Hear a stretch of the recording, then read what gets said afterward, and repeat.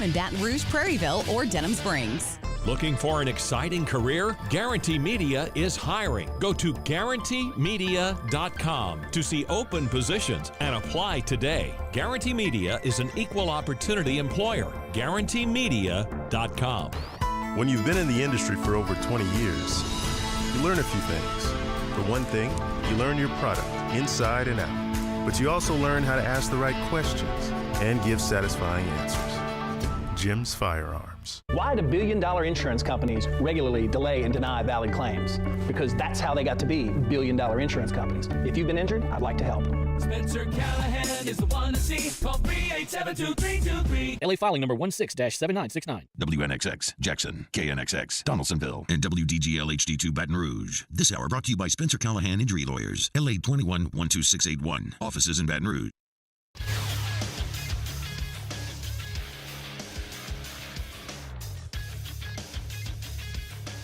Good morning. It's 7 a.m. here on Wednesday, May 15th. Today in Baton Rouge, you can expect mostly sunny skies with a high of 91 in hour one of today's show. We'll talk some of the trickling out of the releases of the NFL schedule release. Also, we'll do a first look at LSU-Ole Miss in baseball, some NFL football, and a whole lot more. You can follow us on Twitter or Instagram at OTB_ESPN and watch us on YouTube at the 1045 ESPN YouTube channel. Hour number one of Off the Bench, live from the Mercedes-Benz Baton Rouge studios, starts now. Let we go! All-Star Toyota presents Off the Bench with Jacob Hester and T-Bob Hebert. Yeah! Off the Bench with Hester and T-Bob. Hey, they said I got to come off the bench. All-Star Toyota presents Off the Bench with Hester and T-Bob. Yo.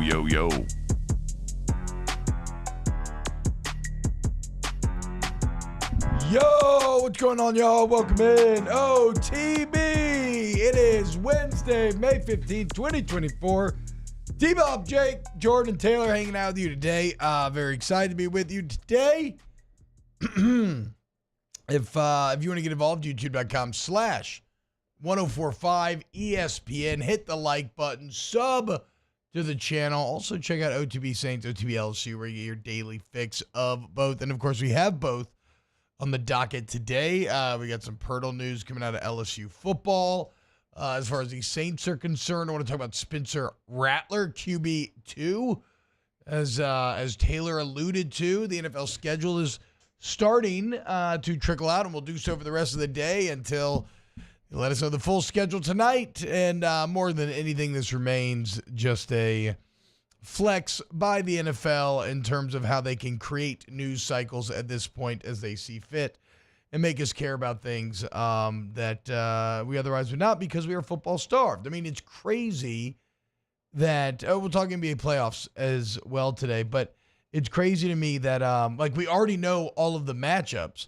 So tonight is simply just when will those matchups fall. And look, I'm dumb. We'll break down the schedule in detail tomorrow morning and look at the rhythm of it and where's your tough stretches and here's it. And in the NFL, that's maybe even especially crazy because we actually have no idea who's going to be any good, because you never have any idea who's going to be any good. But still, we'll do it. What's up? How we feeling there? What's up, Jake? Feeling great. You mentioned it. We'll talk NBA playoffs. Knickerbockers get it back done. That was an exciting game to watch last night. The Braves beat the Cubs again. Couldn't be my team. So, no, everything's going great. Damn. Just waiting to fly that W again. Hey, the Wall, how we feeling this morning? Any fiefs last night? No FIFA last night, unfortunately. Okay. You know, we usually not going to run on Tuesdays, but probably tonight. Okay. But, no, I'm fired up every morning. How many nights a week does it take to be on the team?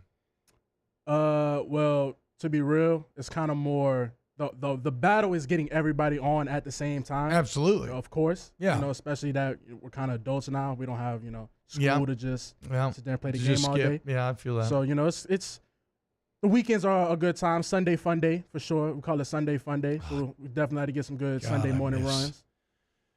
Oh man, I miss Sunday fun days, dude. Just nothing better than you party on Friday and Saturday. You wake up Sunday, you're like, oh man, kind of the week starts tomorrow. You know what we should do? We should go out for brunch and just start to get drunk again.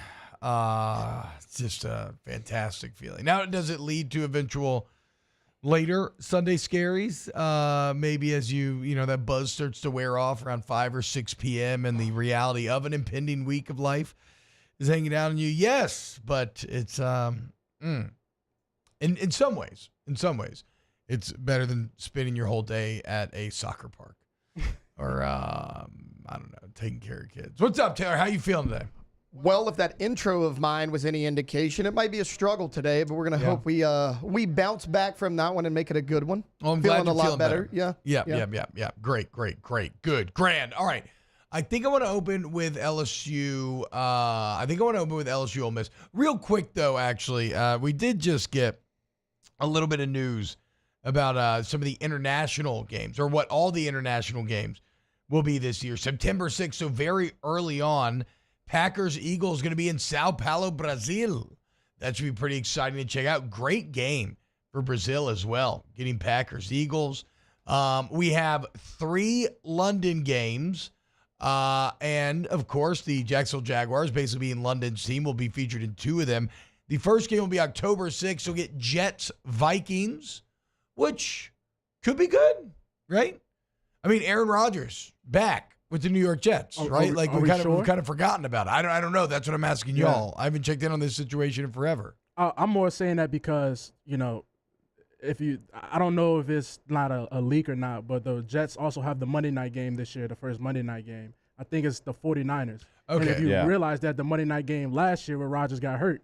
So, well, I mean, then he's definitely back. Yeah, then he is definitely back if you're putting the Jets on in the prime time. And it's going to be in the Bay Area where he's from, too. All right, so you got Jets, Vikings. That's pretty good there. Then this could be exciting depending on Caleb Williams. Jaguars, Bears in England. I see you scrunching up your nose, Taylor, but if Caleb Williams is really good, I mean, this is a massive year for Trevor Lawrence. Like this could be an all right matchup. Well, the Jags are London's team as well. Yes, which is why they'll play that game October 13th. They'll stay in England. They'll switch stadiums from Tottenham to Wembley, but then they'll play host to the Patriots the following week. So basically, the Jaguars just get to take on a couple of big rookie quarterbacks. Little Caleb Williams and Drake May action over the pond. Is this the first time that we've had a team stay and play back-to-back games? Like, have the Jags? I think so. I feel like Jacksonville may have done this before already. I'm not 100%. It was I think they did a couple years ago, didn't they? Because they'd be the only team that would do it. Saints have to go play them? I'm not mistaken. It might have been last year because didn't they play Josh Allen? Didn't the Bills play them in London? Josh Allen plays for the Jags. Oh, well, the other Josh Allen. Yeah, you're right. The other Josh Allen for the Bills. I think they played in London this year. I think the Jags stayed out there for a couple weeks. That makes sense. But and then that finally, gives them a huge advantage. And what could only be described home field as a punishment, Munich, Germany. Germany's football crazy. Remember, in the European football era, in NFL Europe, nobody loved NFL Europe like the Germans did. Right? They had like 3 or 4 teams, I want to say, and the NFL rewarding that with Giants, Panthers. Probably the most. Is that the actual worst matchup you could craft in the NFL? Yeah.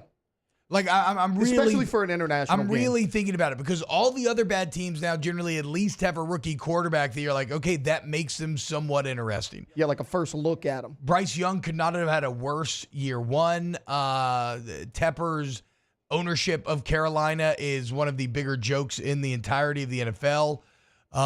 Daniel Jones is maybe the worst contract in the NFL, along with being the least exciting. Man, this is unreal. I mean, I guess Malik Neighbors? Yeah. Sure. Yeah, but then the problem is, your biggest star in Saquon's out of town now as well. Like, Neighbors is great, he wasn't but hardly ever there. Well, yeah, and that's anyway, the thing. So. Could you have counted on him to play overseas? Probably not, but yeah, I mean, Neighbors is your biggest star. Can Daniel Jones get him the ball, though? I think this is an awful matchup. I think the Panthers are going to be better. Yeah, not just than Didn't they we play were this game last year with them? A year ago. It was 2 years ago. See, I have a different spin zone. My spin zone is this is the perfect game for 8:30 in the morning Central Time. So I'm not going to be watching it. as you can see, it's early in the morning. No, that's a good call for us selfishly here in the States. I right? know I'm not going to watch it. And fantasy football-wise, I'm probably not going to have anybody on the Giants. I'm probably not going to have anybody on the Panthers. So it's a perfect game for that time slot. It is a great background noise. It'll be November 10th. Yeah, so, shoes. I mean, LSU fans will be waking up and knowing what their fate will have been against Alabama. Yep. Likely the day before. So you might be a little hungover, hopefully a little cold snap in the air. And as you're trying to process whatever happened the day before with your coffee, you can just have this on in the background and kind of glance at it and grimace every now and then. Go back to sleep. Go back to sleep. Go back to sleep at 8:30. Oh God, I miss it. I wish, dude. I freaking wish. I mean, again, I just need to play video games again, dude. I'm just missing it so much, man. I don't know. You need that outlet, man. Everybody needs that outlet. I need that outlet. I don't have that outlet right now. It's been 3.5 hours yesterday cleaning out and reorganizing my board game closet because I love board games, but I finally had to come to the reality that I just don't have time to play them. And like through the last 5-10 years, however long, I've just bought like more and more, and they've just sat there unused. So I'm scared to ask. Gonna give a heavy donation today to go see what Little Wars wants. If not, be on the lookout at Goodwill. What do you want to ask? How many board games do you need to have a closet dedicated to board games? I mean, it was a lot. It was a lot. I don't know, probably around like 50 or something. Wow. Of which, I don't know. That is 4 have gotten played regularly or 5, whereas others have just been touched. Like it's again, I had to have some self-talk. I just get sucked in. They just look so pretty up there on the shelf. So I don't know. I just need a game, man. I just need a game. EA Sports, thankfully. That stream's coming out tomorrow. So we'll get to that when we do. All right, let's do this. Let's go to break here. And when we get back, let's dive into LSU-Ole Miss. Going down in Baton Rouge this weekend. 2 teams in desperately similar situations in terms of their postseason hopes. We'll tell you kind of what Ole Miss is good at, where they struggle, what you should be concerned about. Get to it all next here on Off the Bench. Off the Bench with Hester and T-Bob. ESPN Baton Rouge, New Orleans, Alexandria, and 1130 The Tiger. Go to Coleman Roofing and Construction, ColemanRoof.com, ColemanRoof.com. Coleman is the most complete, the most respected, and the most reliable roofing company in Louisiana. I mean, look, you go look at the reviews and you'll understand where I'm getting the reliable and respected portion of that from. Complete is, well, a few different reasons. Any size job, commercial, residential, they got you. Anywhere in Louisiana, anywhere in the Gulf South region, they got you. Any type of roof, they have certified installers for all the major brands. Complete also, because it's not just the roof, it's your interior as well. So, I hate to say this, but during these storms, but a couple people reach out about a tree falling onto their home, right? Well, Coleman will not only fix the roof, but they rebuild the interior as well. So if you ran into any storm damage, Coleman Roofing and Construction is your answer. Go to ColemanRoof.com, ColemanRoof.com. Our listeners fire off their opinions on the JimsFirearms.net hotline at 499-1045. Keep listening for your next chance to shoot us your thoughts with the JimsFirearms.net hotline on 1045 ESPN Baton Rouge. There it is, the extra mile, on the border of expected and extraordinary for those willing to go further, like vans customized for work or play, with safety and tech to keep you connected. Supported by a 5-star sales, service, and finance team. And backed by the 1-star you know. So go the extra mile. It's never crowded because so few have what it takes to go there. Mercedes-Benz Vans. When it comes to ending cancer, we push forward, always working together for you. That's why our cancer experts at Ochsner have clinically integrated with MD Anderson Cancer Center. This means advanced cancer care, including access to life-saving clinical trials and integrating care to treat the whole you. Introducing Ochsner MD Anderson Cancer Center. Long live you. I've been doing business with Luba for 25 years. They're dependable, trustworthy. It's just the attention to detail with our clients. Our folks have years and years of experience. They're highly trained professionals. But many companies have that asset. What I'd like to think makes Luba a bit different is that we use those talents in a way that truly is dedicated to serving the needs of the folks who depend on us.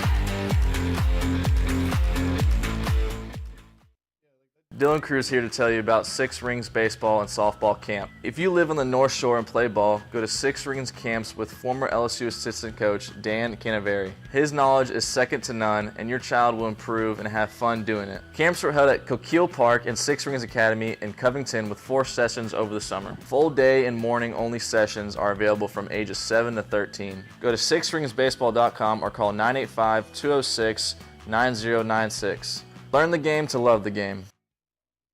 BRAC teamed up to reimagine your parks, and you imagined big. With your help, we went to work, creating 12 beautiful community parks across the parish. A family-sized water park, miles and miles of trails, and parks just for your dogs. There are more places to splash, to explore, to run wild, and even soar. You imagined, we delivered. Join me for a Wednesday edition of the Hunt Palmer Show. Koki Riley recapping Jay Johnson's meeting with the media. It's a What If Wednesday and SEC Baseball Power Rankings. Hunt Palmer Show 1 to 3 weekdays. 104.5 ESPN Baton Rouge.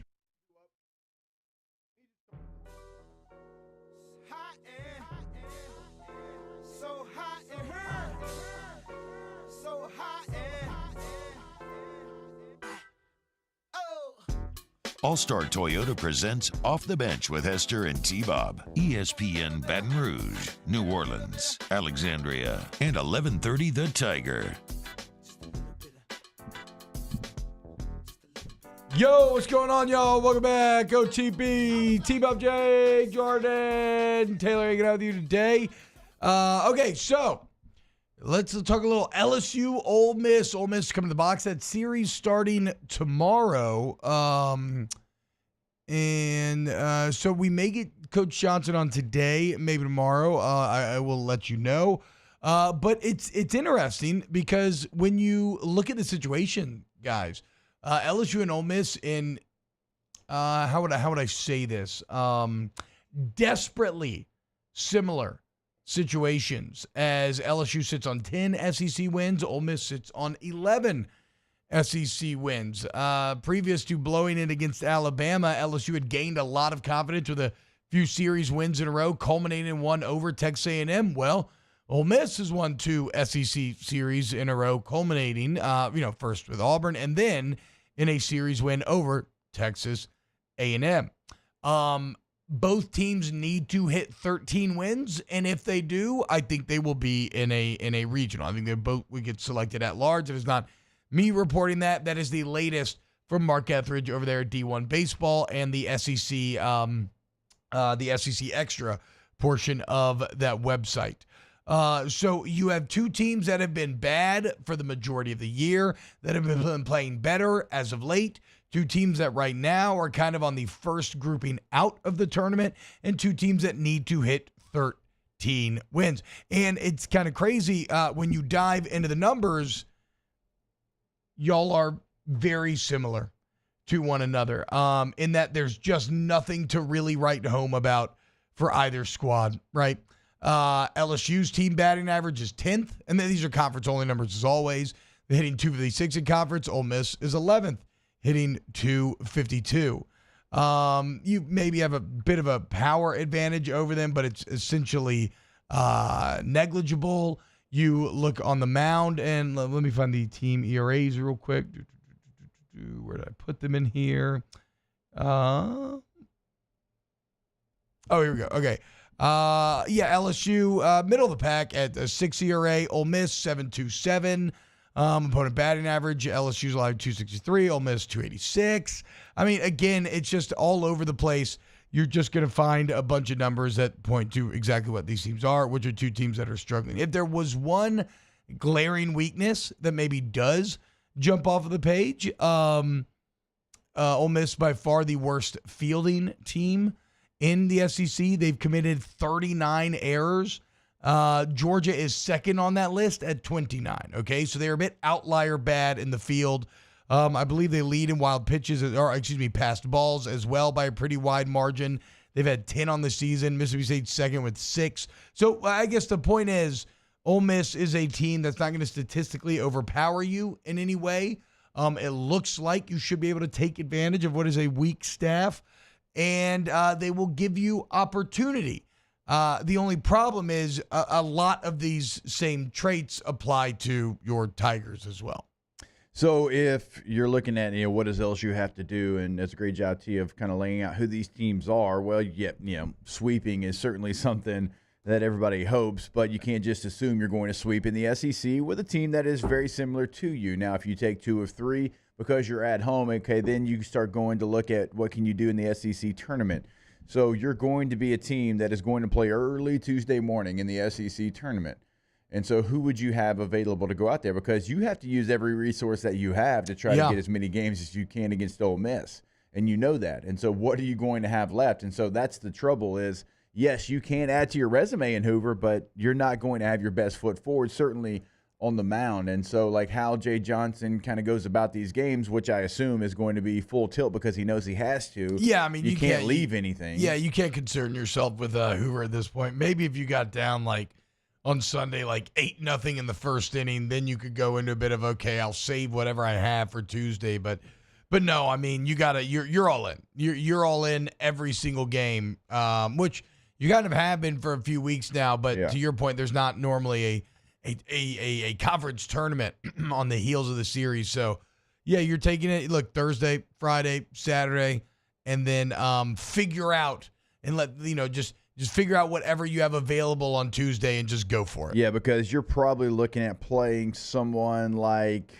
Georgia, Mississippi State. We'll see what Texas A&M does. They've lost their last 2 series in the SEC tournament in the first round. So because of where you're at, you're going to play a good baseball team. And we know that it's going to be in that first round. It's going to be a single elimination. You got to win a game before you get to double elimination. And so, like, that game obviously is going to be highly important, but you don't have the luxury of, like, even looking at it and being like, hey, could we maybe save this guy for this Tuesday morning? No, because you got to go out there and you've put yourself in a position, T, where bare minimum, absolute bare minimum is 2 of 3 just to give you a chance just to try to do something special in Hoover. Yeah, and if you go 3 of 3, if you do pull off the sweep, I do think you'll make I do believe you'll make the NCAA tournament. So you're not dead yet. Are you on life support? Do you have essentially 0 margin of error? Yeah, I would say both of those things are accurate, but you're not fully out of it yet. One other thing that is kind of interesting to me here is I go and look at the conference leaders every week, again, in conference only statistics. And with a lot of the teams LSU's played this year, there's been like guys littered throughout. Remember, Alabama had, I think, 5 players batting over 300 in conference play, which put a lot of those players like in the top 15, which is about where these groups cut off generally. We all know about Tennessee and their offensive firepower. Some of the staffs of like Arkansas, you see their names littered throughout. There are almost no Ole Miss players to be found whatsoever. Again, unfortunately, the same is true for LSU, save for Griffin Herring, who ends up at a lot of the top of the pitching categories, even though it's admittedly a smaller sample size. But like Luke Hill, the only player for Ole Miss hitting over 300 in conference, the only player to make that top batting average, ranking, I guess, if you will. Andrew Fisher is kind of their power guy. Similar numbers to Tommy White this year. He's tied with 9th in the conference with 11 home runs. Him and Tommy tied with 29 SEC ribbies. That's good for 11th in the SEC. Another name that randomly showed up, Jackson Ross has walked 21 times for whatever that's worth. Liam Doyle seems to be their best arm, and Connor Spencer is second in the SEC with 4 saves. But again, nothing that is just going to jump off of the page about either of these squads this weekend. And I do believe that on paper, LSU is slightly better, but that, hasn't necessarily this season always determined how these series have gone for LSU. So you still feel good, like if you're looking at the matchups and you lay all that out to you still feel good about game 1 and game 2, just because like even if you played some of the upper echelon teams, like you have the arms and you've had a really good combination certainly to put together in game 1 and game 2, your starter and what we've been calling kind of a finisher, like you feel good about that. And you have to have those first 2 games. So obviously going back to it, you got to do whatever that you can do. But like game 3, like even if you get the first 2 games, like this team in the way that it's been all season long, like you're trying to figure out what it's going to look like and what advantages. Like if I'm Ole Miss, like I wonder if I take a look at that and be like, hey, let's move some guys around because they need wins as well. They're fighting for their postseason life. They need 2. If they win 2, they'll make the tournament. Let's pull what Vanderbilt did against LSU. Let's put our best arm on Sunday. Let's guarantee that win, and then maybe arm number 2 starts Friday night. Like I wonder if they switch up anything there, or if it's maybe against Holman. It's not like LSU is that overwhelmingly good on those first 2 nights. I think I would be more concerned about giving them momentum than I would be about trying to secure a Sunday win. Like maybe if I needed 1, but Ole Miss does need this series. 2. Yeah. So I think if I'm Bianco, I'm probably just going for it. And just sitting in it, because it's not like LSU's been good on Sunday anyway. That's true. And nobody saved their good player for Sunday, save for Vanderbilt. So yeah, no, I would just go for it. I'm not going to give LSU more respect than they deserve. You know what I'm saying? But to your point, the Friday Saturday night combination has been incredible, and even this last weekend, you should have won 2. I mean, you lost in an inning in which a ball never got hit past the pitcher's mound. Yeah. Walk, hit, swinging bunt, error, game. So like, yeah, it was good to a point, but this is also an LSU team that has showed you time and time again that they will kind of find ways to lose, as a lot of struggling teams did. So yeah, if I'm Ole Miss, I think I would just play this straight up. There's so many different games that you can point back to. Certainly Friday night against Alabama is one of those that if LSU just does normal things, yeah, there's probably 3 more wins, at minimum 2 more wins already on their resume. Like that's going to be the frustrating thing if they don't make it. It's not that they just got, beat, like the Sunday situation. It's bad. You got to fix that where you're just getting blown out. But you had games against Florida and against Vanderbilt and against Alabama that you had. Yeah. All you had to do was play normal baseball, and you don't get that done. And, yeah, we could go back to the Arkansas having leads and all that. Yeah, there's moments where you could have, but those are moments that you felt like the win was already in your grasp. Like you had it. You were holding on tight to it. And then for whatever reason, they didn't even fight for it. You just opened your hand, and there it goes, floating into the air. Yeah. I know. I don't know. I don't want to engage with too much reflection until we get there. Like we said, this thing's on life support, but you still do have a chance. Okay, Ole Miss is not been good all year long. They would be one of the more sweepable opportunities that you've had on your entire schedule. And you have been playing better as of late. But again, so have they, as this is kind of 2 teams desperately trying to be the last team to sneak into this NCAA tournament. Brian LaPlace, what's LSU's record on Sundays this year? 1-8 in the SEC. And as Nookie pointed out yesterday, most astoundingly, first off, half of those losses came with 10-run rules, which is a bit embarrassing. So there's been problems on the mound. But most astoundingly, LSU, the most they've ever scored on Sunday, 6. And then a 3.9 average on Sundays this year, which is a stat that I just cannot shake, and the stat that must change this weekend if you arrive at a sweep opportunity coming up on Sunday. So we'll see what happens. Remember, series starts tomorrow, SEC Network, and then, like Jake said, Hoover right around the corner after that. All right, when we get back, let's go ahead. What do we have in the doc here? More OTB. Keep it locked. 104.5 ESPN. That's right. A little little Pirtle combat talk. Little Pirtle combat. Keep it locked. OTB. Off the bench with Hester and T-Bob. Go to Pinnacle Exterior Construction, PECbuilt.com, PECbuilt.com.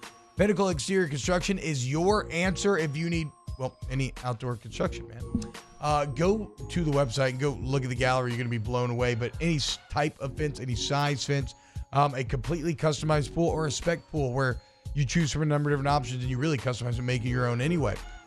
Maybe you need outdoor kitchen, living space, bulkheads, pergolas. You already know, PECbuilt.com. Yeah, when you go to the website, you'll see everything that T-Bob is talking about. So many different options that they can do for you if you're building that pool. It can be as custom as you want it to be. Also, check out their spec pools. You can add to your backyard with those spec pools because there's so many different options to choose from. Outdoor living spaces, T-Bob said it. Any kind of fence that you need, they've got you covered as well. Bulkheads, if that's something that you need in your backyard, they can come in, they can get that done. Check out their website today for the work they can do for you, PECbuilt.com. In times of need, get a full list of phone numbers, websites, and other important emergency information on the Demco Stormwatch page at 1045ESPN.com. Bayou Ford has the new inventory to get you in a new Ford truck or SUV today, or customize your next vehicle just the way you want. All new Bayou Ford vehicles come with a 1 million mile powertrain warranty. The crew at Bayou Ford is going to do right by you. Electricity is all around us, and our families depend on it. Every day is sparked by the power of a cold drink or a warm meal, a movie night, and a comforting light at the end of a dark hallway. From sunrise to sunset, playtime to bedtime, our team is ready to take care of your electrical needs. Even in the case of an after-hours emergency, the light in your life shines brighter with Mr. Electric.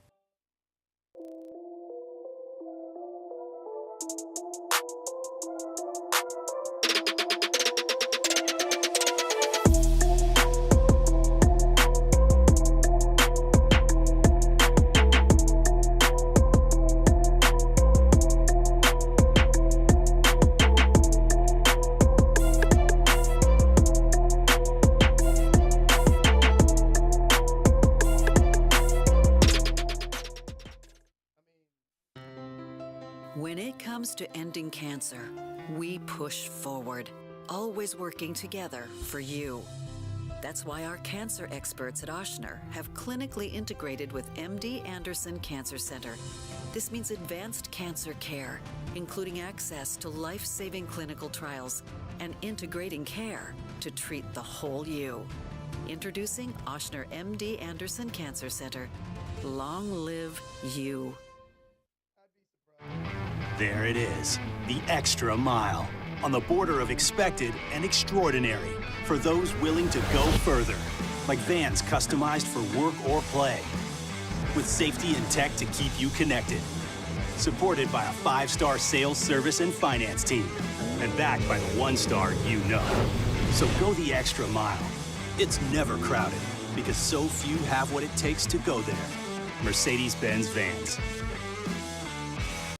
Hey, it's Matt Moscona. For years, you've heard me tell you about Insurance Network of Louisiana, helping you find better coverage for less money. But it's not just for your home and auto. They also offer commercial property. So, retail stores, professional offices like doctors, dentists, attorneys, clothing boutiques. Insurance Network of Louisiana can find you better coverage for less money. They service the entire state of Louisiana, and they're local. So call today at 293-0450 or lainsurance.net.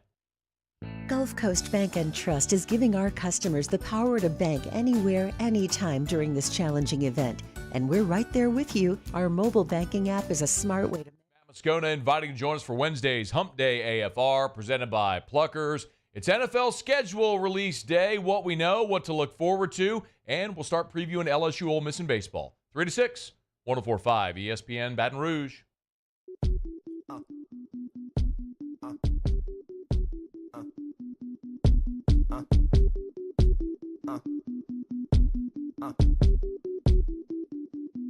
All-Star Toyota presents Off the Bench with Hester and T-Bob. ESPN Baton Rouge, New Orleans, Alexandria, and 1130 The Tiger. Yo, what up, y'all? Welcome back. OTB. I'm just looking at some of the pitching matchups, the projected pitching matchups, and I feel like you should have a big advantage with Luke Coleman over Riley Maddox on Friday night. If they do indeed roll Maddox again like they have been, which I imagine they would. But Maddox 3-6 in the SEC, a 5.68 ERA, in 58 innings pitched, only 42 Ks to 22 walks, a 282 opponent batting average. Like LSU should start this series off well tomorrow if you end up with that matchup. Liam Doyle is the name to watch. That's maybe going to be the bigger challenge to the sweep. He's really the only quality arm, the quality starter that Ole Miss has. Now, only a 3-2 win-loss because, they're not a very good team. And the ERA is not a ton to write home about, Jake, 5.29. But he does have some high points. In 49 innings pitched, he's got 77 Ks. So he has high strikeout ability, which we saw LSU run into that with Ben Hess on Sunday, a guy that had a 7+ ERA, but had a ton of Ks. And, well, he ends up with 10, shutting down LSU completely. But Liam, maybe most impressively, a 213 opponent batting average. How you have 77 Ks and a 213 opponent batting average and still have over a 5 ERA, I'm not entirely sure. Just when they hit it, they really hit it. But Doyle against Jump in game number 2, on paper would feel like the game that the series would hinge on. And then Grayson Saunier, the Sunday guy, again, a 5.6 ERA, 35 Ks in 44 innings, and a 278 opponent batting average. So really a lot like Riley Maddox, just not a lot to write home about there. Yeah, those stats, and when you take a look at them, they don't really make sense at all. And so you're right. I mean, obviously, any hits that you're getting against him with something that's almost right at 2 means they're extra base hits. And so that's got to be what LSU and, Bear Jones and Tommy White, and that's what you try to get done there. Maybe you sit fastball and you get one and you drive it out of the yard. So I still give LSU the pitching advantage in the first 2 nights, even with the stats you gave there. I think when you look at Gage Jump, you look at Luke Holman, if they're on, they are going to put you in a great position now. You got to close out the game. We saw that game number 1 against Alabama. You did not get that done. You got to get that part of it. Well, I understand that, but still, like in game number 3, they're going to have the advantage. And you need, they have the advantage just because you're awful in game 3s. Yeah. You need Christian Little to be the Christian Little that he was the last couple of weeks. Now, I guess he did come in was it game 3 when he came back in and had a nice outing this last weekend after struggling on Friday? Okay, so I was going to say, at Friday night, it had a bit of a feeling of like the clock struck midnight and the carriage turned back into a pumpkin. But Little found a way to kind of bounce back on Sunday. Hopefully that gives him confidence going forward because you're not going to be able to pull it off unless Herring and Little are the guys that they've been during this run. Well, did you hear Jay during his coach's show on Monday? Like, he gave Christian Little that confidence. He said, look, we went to guys multiple. He goes, we went to guys that we went to on Friday, again on Sunday. He's like, because we trust them at this point in the year. Yeah. And well, I mean, you have Little to. You bounce have back. a choice. He did bounce back. So here's hoping he can carry that into this weekend. Take out Rejuve Me Medical. You want to fight the effects of untreated aging, be it facial aging, andropause, menopause, lack of energy, right? You don't have that energy you used to rolling out of bed or rolling into bed. You need to recapture that youthful, energetic feeling. You need Rejuve Me Medical. Go to RejuveMeMedical.com. Restore me, refuel me, rejuve me. Again, go get that free consultation in which they draw your labs and your body tells them what it needs, right? So like maybe HRT's for you, maybe not. Semaglutide, B vitamin shots. There's a ton of different treatment options. The bottom line is that you will have a plan customized to you to make you feel better. Pirtle Combat. The transfer portal never ends, and every day there are new little tidbits to break down. Right now, former Georgia Tech, Tennessee, and Louisville safety Wesley Walker will be visiting LSU this weekend. I did have to double check to make sure this is correct. Yes, this man has been on a Georgia Tech roster, a Tennessee roster, a Louisville roster, and is now transferring once again. Can I ask y'all how y'all feel about that, man? Like, we're getting to a point where you're seeing kids that have been to 3 different schools in 3 years, 4 different schools, and like Where do y'all stand on that, man? Because, y'all come from the old school version of college football. I say, look, man, if they're going to pay you to do it, do it. Obviously, he has a bit of wanderlust. Yeah. Have y'all ever seen basketball? Yeah. Of course I don't know. Yes. Okay. Yes. So the beginning of basketball, where they're talking about the downfall of professional sports, and and the Jazz moved to Utah, where there is no music or whatever, and there's free agent, and they have like a free agent press conference, and the guy's like, "I'm so happy to be here in the city of Miami," and they're like, "Minneapolis" or something. He's like, "Minneapolis." He's like, "Whatever." Basically just saying that like pro sports was heading down this road where there is no loyalty and it's all being cheap. And I never would have thought in my wildest dreams that college sports would actually arrive at the basketball future before pro sports did. But it's kind of how we feel. I don't know. I don't really care. I find it funny. I don't have much emotion for it, but it is deeply funny to me that he could be Georgia Tech, Tennessee, Louisville, and he's being hosted now on a visit to LSU this weekend. Like I think it's stuff like an old man now. So like I'm thinking of stuff like in the future of like these bonds and these things that you have with the school that you went to for 4 years. Like I do hate the fact that they're not going to have that because you bounced to 4 different schools. Like what's home? Where are you going to go back to? No but home. like to his point, like you're going to have, the ability to make money in the transfer portal. And if that's what you decide is the most important thing for you, I'm not going to sit there and count somebody else's money. It's not how I would do it. I love the fact that we can sit here on normal Wednesdays and me, Flynn, and T-Bob as former teammates can chop it up. And, when we go, home to a college football game, we know where that's at. Like, I appreciate that. I like that fact. I like that I can show my boys, hey, this is where Dad played 4 years of college football. That's not the thing for everybody. Again, I'm not counting somebody else's money. Yeah. But that part of it, I do think they'll look back and be like, man, I wish I stayed maybe just at 2 places. Yeah, look, maybe so. I don't exactly. And look, to be clear, the majority of players are not doing this, right? Yeah. I mean, these are guys around the fringes that are doing this. So, it's probably overdone in terms of like it's ruining the fabric of the sport, but it is a bit wild. So Wesley Walker is fine, but what probably matters more for LSU fans here is he is the stepbrother of Tyler Barone. And do you remember when Ole Miss was assigning or recruiting their super transfer team in this offseason? They had Princely Emanmiele, Walter Nolan, and then remember edge rusher from Tennessee, Tyler Barone was one of those names. Yep. Well, apparently Tyler. I don't know. I don't know if he ever got to Oxford. I don't know what the deal is, but he does not want to play for Ole Miss, and he is in the transfer portal. Now, he did sign papers with Ole Miss during that winter portion, meaning if Barone were to commit to an LSU, Ole Miss would have to let him out of that agreement. I think they probably would. Like, I think you can apply enough social pressure to Ole Miss, especially because they're building such a transfer-heavy school that maybe you can use it to kind of dirty recruit against them if they try to block a player's latitude.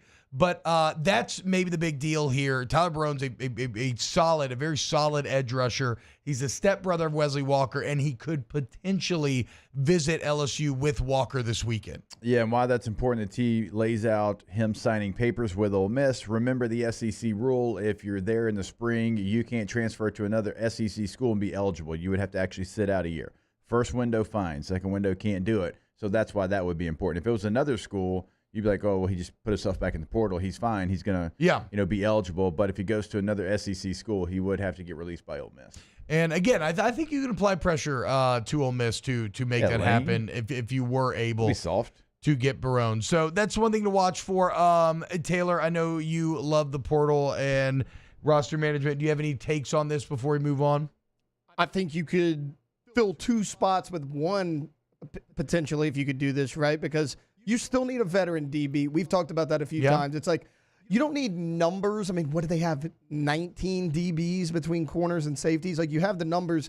You don't have a guy with a lot of SEC experience. And I get that Walker's bounced around a little bit. You mentioned it, Georgia Tech, Louisville, Tennessee, but he's been in college football a while. Now, how much in-game does he have? Not a ton, but I mean, he knows how to do it. He knows how the day in, day out works. He could still come in and potentially be a leader in that room. And then obviously on the defensive line, like Tyler Barone, a talented player, a guy who everybody wants, and you need bodies. Anybody. I mean, it doesn't matter who it is. You need bodies on the defensive line. If you could get both of them, I mean, that would be huge because we talked about it a lot, right?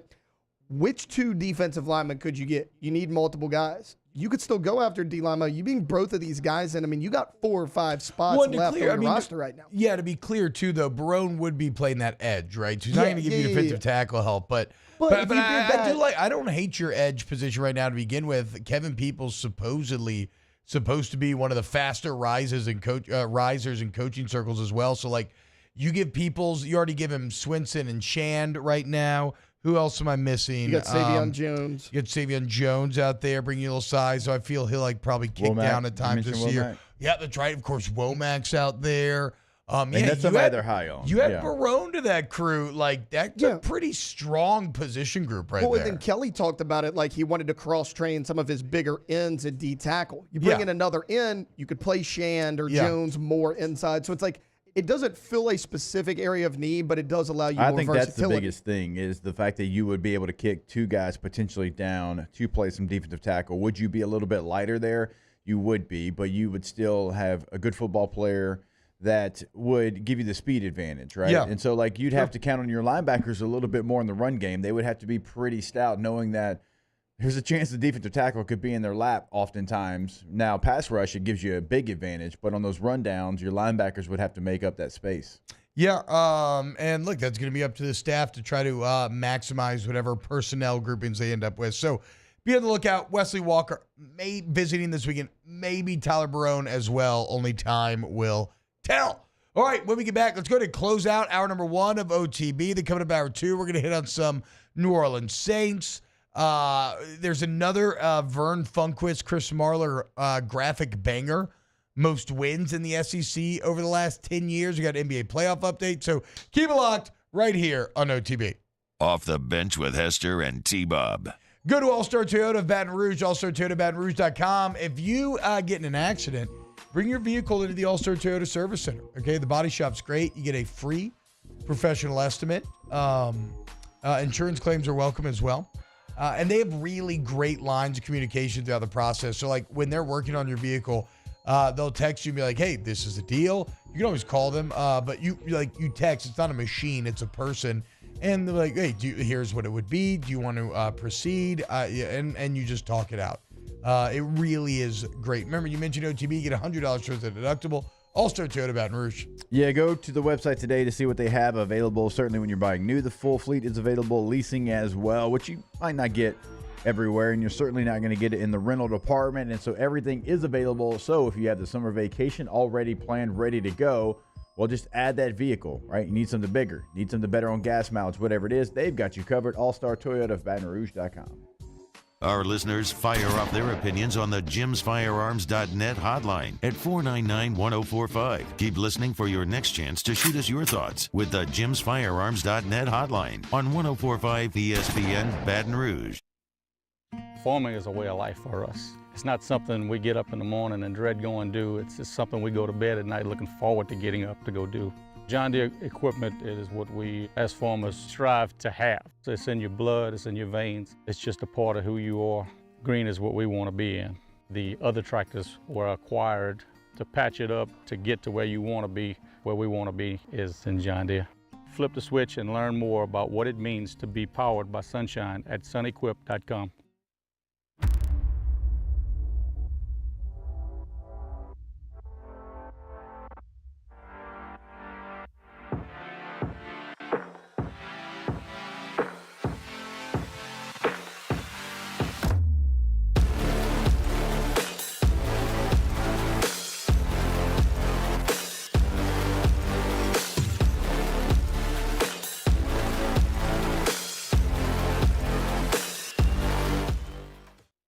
Yo, Jake here from my friends over at Community Steel Company located in Gonzales, Louisiana.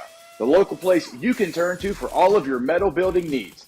Notice I said local, not Houston, not Dallas, not Atlanta, but right here in Gonzales. Visit them at their brand new state-of-the-art website at communitysteelco.com or pick up the phone and give them a call today to answer all of your questions on your metal buildings, roofing and sheet metal, and any other steel needs you or your business need at 225-647-2020. Jerry and Benny Payne began Central Plumbing Company out of their driveway in Tanglewood subdivision. 50 years later and 4 generations down the road, we continue to serve Baton Rouge and the surrounding areas for all of their plumbing needs. Residential, commercial, industrial, or hospitality, Central Plumbing is here 24/7, 365. We want to thank our customers, family, and friends for 50 years of success. And looking forward to 50 more. I've been doing business with Luba for 25 years. They're dependable, trustworthy. It's just the attention to detail with our clients. Our folks have years and years of experience. They're highly trained professionals, but many companies have that asset. What I'd like to think makes Luba a bit different is that we use those talents in a way that truly is dedicated to serving the needs of the folks who depend on us.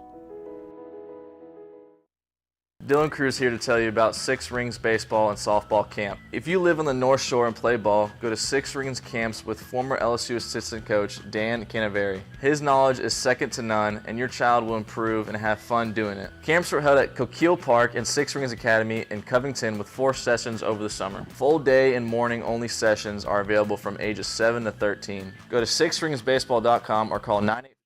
Join us for the Wednesday edition of Live at Lunch from the original Walk-Ons, Burbank at Nicholson. Wes Reynolds joins us from VEASAN. Scott Rabelais from The Advocate and professional sports capper Randy McKay. Live at Lunch, 11 a.m. at Walk-Ons, the original on 104.5 ESPN Baton Rouge.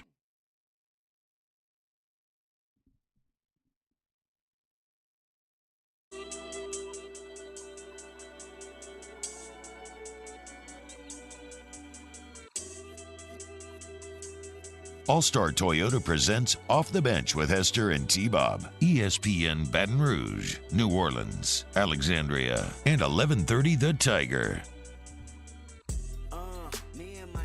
What's happening, y'all? Welcome back. OTB, closing hour number 1. Shout out former LSU swimmer Maggie McNeil. Qualifies for the Paris Olympics out of Canada. Won the 2020 100-meter butterfly gold medal back in, was that Tokyo in 2020, I believe, guys? No woman has ever won back-to-back golds in the fly, and Maggie's going to try to. This is pretty crazy. She swam 4 years at Michigan, Jake, but then she spent her graduate season here. She won an NCAA title with a 50-yard freestyle as a Tiger, but she still trains at LSU. Something about that year in Baton Rouge. Just done ensnared. Our girl Maggie McNeil. Other former Tigers you can expect to see in Paris.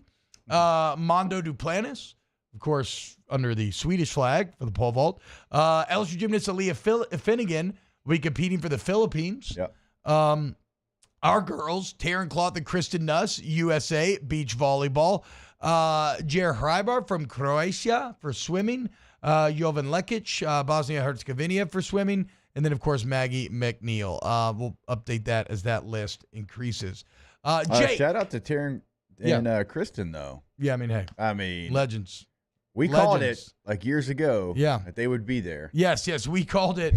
How could we have possibly known after they ran through all of the NCAA being on court 1 and going undefeated for an entire season and winning. Great intuition. Winning gold pro events as rookies. But we do it. But honestly, though, all jokes aside, do you remember we would kind of mention the Olympics, and they at the time still they were like, okay, I don't know about that. They didn't want to get over their skis, but Cloth and Nuts have continued to be just an absolute monstrous tag team, and can't wait to watch them in Paris. Even though I ordered some merch forever ago, it never came in. I don't know why. Same. Yeah, never. Did yours ever come in? And it's because we did it at the same time. Huh. Yeah. Oh, well. You mentioned Caitlin Clark's debut in the WNBA last night, and it's kind of funny, right? Because it was like, oh, man, first pro game, 10 turnovers. And here's an interesting question that we played with in my week in Chicago. Who has more pressure on them? Caitlin Clark or Caleb Williams? Who I mean, I Williams, think maybe? It might be Caitlin Clark because Caitlin Clark's is generational. We've never seen this before. Brought women's basketball to new heights. Like Caleb Williams is great. Heisman Trophy winner, #1 pick to a franchise that has had a long list of bad quarterbacks. Never really had a true franchise quarterback. But when you're talking about like redefining a game, Caitlin Clark did that, and so like it might, even though the NFL, look, we know is giant still, I think Caitlin Clark might be the answer. Here's how I would answer. I think it's definitely Caitlin Clark. I think it's weird. I think it's from a relative pressure standpoint. I absolutely think it's Clark. I think she has more societal pressure. I think the entire league is kind of riding on her in a lot of ways. I think she's expected to be awesome from the jump and just be dominant from the jump, whereas Williams may get a little more leeway. But I still do wonder if just from a volume standpoint, like a raw volume standpoint, is being the #1 overall pick in the NFL, which still smashes everything else in terms of interests and eyeballs and just raw numbers of people who care, if maybe from a raw volume standpoint, it's not Williams, right? That's how it is. Like kind of relatively, it's Clark in terms of what she means to the sport, without a doubt. But in terms of just like walking on the street every day and just moving around in your everyday life, I think it might be Caleb Williams. I think it's Caleb. Well, like I said, Caitlin Clark, she's special in her own right. Yes, she's a game changer. She's generational. But Caleb Williams, he's going to a franchise, like we said, has never had a quarterback that's thrown for 4,000 yards. No, bro. The Bears' quarterback history is terrible, akin to the Michigan Wolverines' quarterback history, and that it's like nearly non-existent. So wouldn't it just be more the same though? Yeah, I like agree you've drafted with you. Cade McNown, you've drafted guys really, really high, and the Bears fans would be like, guess what? We missed again. Yeah, I guess I'm just thinking that it just because the raw interest in the NFL, it's like, and the Bears have gone so all in on making Caleb Williams work. Very true. They made every single move. Yes, but like women's basketball feels like it is, again, at an all-time high, and the success of Caitlin. We got to go to break. Oh, you're right there. You're right there. Finish the sentence. Nah. You had it. You had a few seconds left. All right, hour 2 of OTB next. 43. Off the bench with Hester and T-Bob. Go to Aggitemp Baton Rouge, AggiTempBR.com, AggiTempBR.com. For your AC, heat, and electrical needs, hit up Aggitemp, man. They give you service to the highest degree. And look, that's not just lip service, okay? Ask about the Star Club membership, where it's a flat fee per month, and they stay on top of everything for you. Make sure you avoid any catastrophic issues down the road. But with summer around the corner, just know that whenever you have troubles, and how about storm season as well, right? Get that whole home generator from Aggitemp. Get your estimate today. What it costs? Go to Aggitemp Baton Rouge, AggiTempBR.com. Go to the website, get your appointment scheduled, and for, multiple reasons, but right now with the heat on its way, and it's already been here a couple of different times, you want to make sure that your unit is working at its absolute peak performance, and so have them come out, check your system, or like any issue that you already have and you know about. They'll come out, they'll fix that as well. Schedule that today at AggiTempBR.com. There it is, the extra mile, on the border of expected and extraordinary, for those willing to go further. Like vans customized for work or play, with safety and tech to keep you connected. Supported by a 5-star sales, service, and finance team, and backed by the 1-star you know. So go the extra mile. It's never crowded, because so few have what it takes to go there. Mercedes-Benz Vans. Gulf Coast Office Products is a nationally recognized Savin office equipment dealer based right here in Louisiana. Over 100 employees strong, Gulf Coast has the boots on the ground to support all vertical markets, from education, engineering, legal, and finance. With the latest in office technology, from desktop to production segment units, Gulf Coast and Savin have the perfect fit for you. Call 225-756-2644. That's 756-2644 for Gulf Coast Office Products. The Windsor Senior Living Community in Mandeville, Louisiana is a beautiful, vibrant apartment community geared toward seniors. They are nestled right in the heart of Mandeville, where seniors live a more carefree lifestyle in spacious apartments with the peace of mind that comes from having a little extra help. Call the Windsor at 985-624-8040 to schedule a lunch and tour. Come see how the Windsor can be your passport to peace of mind. Power up your next project with John Deere Deals by Sunshine. Whether you're working hard or playing hard, our knowledgeable team will help you find the right product for you. Ask us about our amazing tractor package promotions. Learn more about what it means to be powered by sunshine at sunequip.com.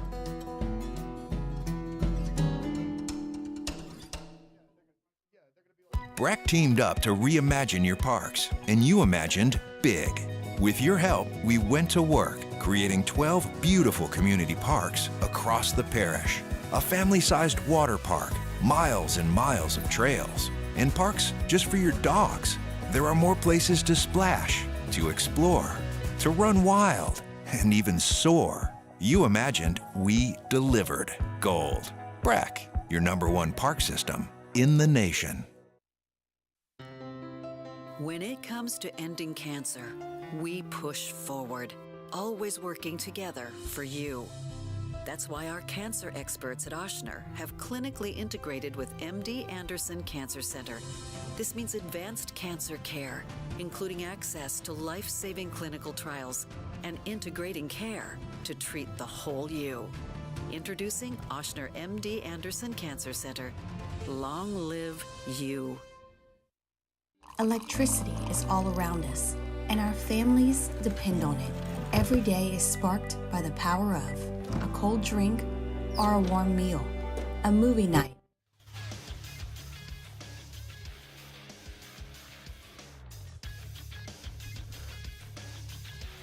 Good morning. It's 8 a.m. here on Wednesday, May 15th. Today in Baton Rouge, you can expect mostly sunny skies with a high of 91. In hour 2 of today's show, we'll talk some New Orleans Saints as rookie minicamp is underway.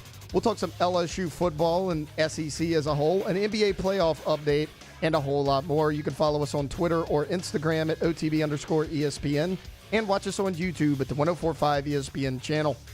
Hour number 2 of Off the Bench, live from the Mercedes-Benz of Baton Rouge studios, starts now. All-Star Toyota presents Off the Bench with Jacob Hester and T-Bob Hebert. Yeah. Off the Bench with Hester and T-Bob. Hey, P, they said I got to come off the bench. All-Star Toyota presents Off the Bench with Hester and T-Bob. Yo, yo, yo. Yo, what's happening, y'all? Welcome back, OTB. T-Bob and the boys hanging out with you today. What's going on? Jake, Jordan, Taylor, all in. It is the boys, literally. Alondra still on site. Jordan filling in. A fun hour 1 there. Coming up here in hour 2, want to get a little New Orleans Saints, a little Spencer Rattler. I thought Matthew Brune had a very fun bit on 3 where he's trying to guess LSU offensive players' ratings coming up for the new EA Sports College Football 25 game. So we can explore if we agree or disagree. I agree. Cooking up, I see you rubbing your hands. Cooking up ratings is always fun. Took a little NBA playoffs this week. Maybe some games you're excited for to learn about in the NFL schedule night, when they're going to fall. I just saw a video of Tiana's Bayou Adventure, which is opening up in Disney, coming up here in a little bit. I cannot wait. Be going there this fall. I will report back on what it's like. So look, it's going to be a great hour. YouTube.com/1045ESPN. Hit the like button if you want to get involved and hang out.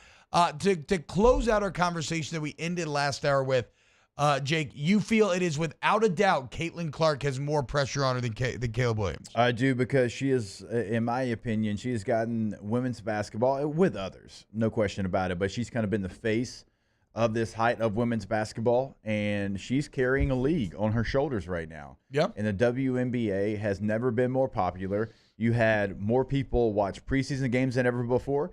You had people watch the WNBA draft at all-time numbers, right? I mean, Sure. I think it was triple what the previous record was for a WNBA draft. So for all those reasons, I think her success, if she goes out there and does things that every single night we're like, hey, what did Caitlin Clark do last night? Like, I think that is going to keep the game at this high that they're at. And if she doesn't, then that could really damage the WNBA. And again, I know the NFL is bigger than the WNBA, but if Caleb Williams doesn't work out, well, Bryce Young didn't work out last year, right? That's another #1 pick, and we moved on with our life, and the NFL kept steamrolling. To be fair, we've never checked in a WNBA box score here, just casually during a commercial break, and we were like, oh man, Caitlin Clark had 10 turnovers last night. So I can definitely see the argument there. Nookie says, rest in peace, Splash Mountain. So that's the ride that Tiana's Bayou Adventure is replacing. Oh, really? Yeah. Okay. Well, I mean, look. Oh, no. No, look. Well, it's still Splash Mountain. It's just reskinned. Revamped The it, right? Like, ride it's is the still same. It's just now got a just Tiana. like the Tiana Incredibles skin. took over the roller coaster there in California. Yeah. Also, like, look. Splash Mountain's my thing, man. Well, but it's still that. Okay. But Splash Mountain does have a little bit of a problematic history. It's Song of the South. It's Uncle Remus and everything. But it's kind of funny because my old man I don't know, he just loved, like, same thing as you, right? He loved Burr Bear and Burr Rabbit growing up, and he loved Song of the South. And he had all this merch because they had all this, like A-Bear stuff, except, like, A-Bear, whatever. It doesn't matter. The point is, he was always a big fan, and so here they were like changing the theming of it, and he's all like, this is country, blah, and so I was like, you know what you should do? You should go and you should protest the Tiana Bayou Adventure remake under the guise that Princess and the Frog's representation of Cajuns is offensive. Because every Cajun person in the movie is kind of a toothless bumpkin. Whether it's the three hunters they run into or Raymond, the mosquito, who's all kind of out there. And one of my favorite parts would be him protesting its representative Cajuns, sitting there getting interviews by news camera and being like, they're out here saying that we all don't have teeth. And at that point, I would love nothing more than for his fake front tooth to pop out. Because he indeed does not have 3 or 4 front teeth. Yes. They are fake from playing football. They got smashed out. That would be the chef's kiss of humor, in my opinion. But no, look, I actually love Princess and the Frog. I think Tiana's awesome. I've watched that movie 1,000 times with my kids. I am way more pumped. Like, I think you have to update stuff for what the current generation of kids care about. I am way more pumped for Tiana Bayou Adventure than I ever was for Splash Mountain. Boy, and honestly, and it's the same ride. Okay. I've been to Disney 100 times. Never once rode Splash Mountain. You are Never insane. once? What do you mean? Insane. Well, so when I'm in an amusement park, I always try to time it out. I'm like, how wet am I going to get on this water ride? Yeah, when no do doubt. I ride it? Do I do it at the end of the day? Then there's always a huge line at the end of the day, and I'm like, I just never got to it. Yeah, it's I will say this. So it's not looking good for me and Princess and the Frog either. As this may sound like, how would these two things connect? It's actually not.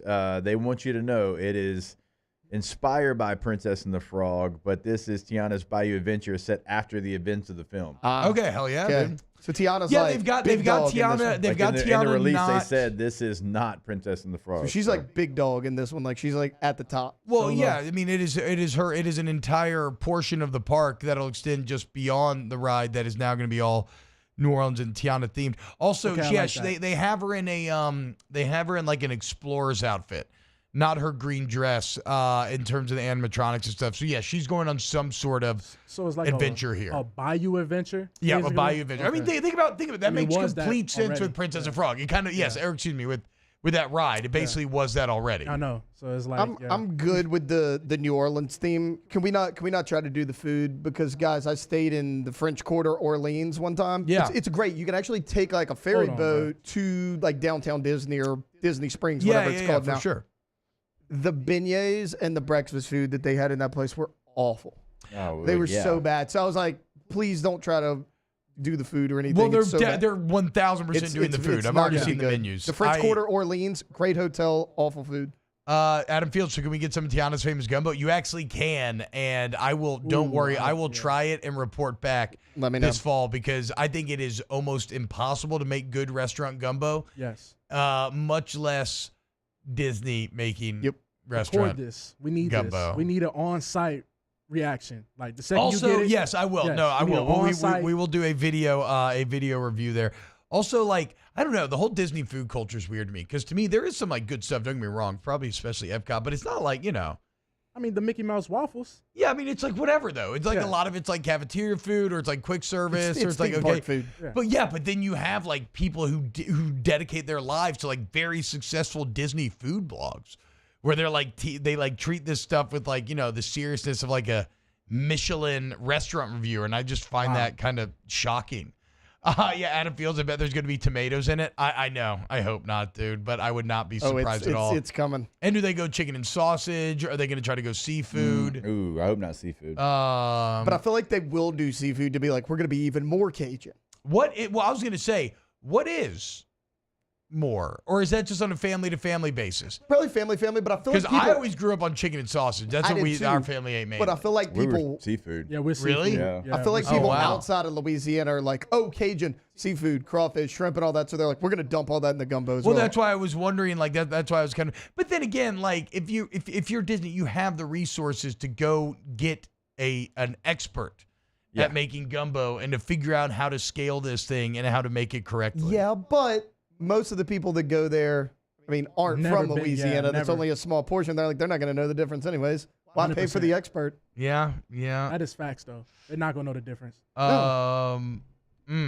We'll see. I'm excited though. I'm really pumped to see it all. And again, probably just a bit biased because my youngest daughter Odette that's her favorite princess and has been forever. So again, I've seen that movie. Well, look, I just want you to be careful though when you eat this. Yeah. Like, kind of make it like before you leave, just in case. If it's not sitting right. No, now there you're ain't out there gonna all be. day. I've been in those battles before, and I don't think he lives in those trenches. I don't No think way. I don't think I can go to a darker place than when both of my daughters decided they had to go to the bathroom after the lunchtime rush. And the women's bathroom's way out the door. They're talking about how they're about to go to the bathroom on themselves. So I'm like ushering them in the guys' bathroom. I'm waiting in line for the stalls. And you would have thought I was like a World War I soldier. The amount of shells exploding around me was ridiculous. I'm in there. I got a kid strapped to my chest. I got like a 4-year-old and a 2-year-old girl in this tiny little stall with me. It's hot. It's hot. Stench everywhere and just... on both sides of me, just constantly, just rotating doors of just the worst noises you've ever heard. And at one point, I remember I just started laughing. This is PTSD. I was like, goosebumps. this has gotten, at first I was like, oh, I'm so mad. And then I was like, wait, I'm not actually mad. This is so dark, so depraved, so smelly, You're at so home. unpleasant that actually we've crossed the line into absurdity. And this has just become very, very funny. So we made it. So no, look, I've yes, as Jake said, I've lived in those trenches. I ain't worried about that, dude. Real veteran. I ain't worried about that. I just wonder if they're scarred from those sights and sounds. Yes. It was so hot, which is not the combination that you want. Oh man. After that lunchtime rush. Upset stomach, hot outside. That's a nightmare. That is a nightmare.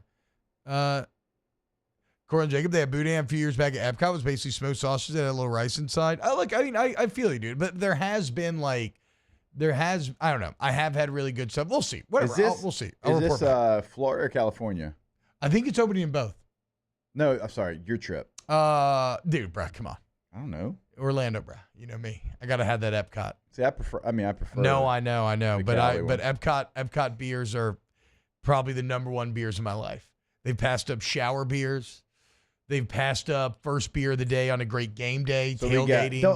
don't give him that look. Shower beers when you have a shotgun in your shower. Okay, but it's not in the shower, guys. Come on. What do you mean? What is a What's a shower beer? Is that literally you just drink it in the shower? Yeah. Maybe you're getting ready to go out. I just thought I was missing something. You're pre-gaming a little bit. You crack open a nice domestic light, a little Coors Light as you're in the shower. Wait till you get out. What's the difference between that and like people enjoying like a glass of wine in the bathtub? Same thing. Same thing. Shower beer after. I'd be okay with That's tub fancy. beer. Shower beers after a football game were some of the best beers ever, but even they don't hold a candle to them Epcot beers, bro. Okay. I'm telling you. What is your favorite beer? Hands down. If my favorite beer is an Epcot beer, what's your favorite beer? A free beer. Free beer's not a bad answer.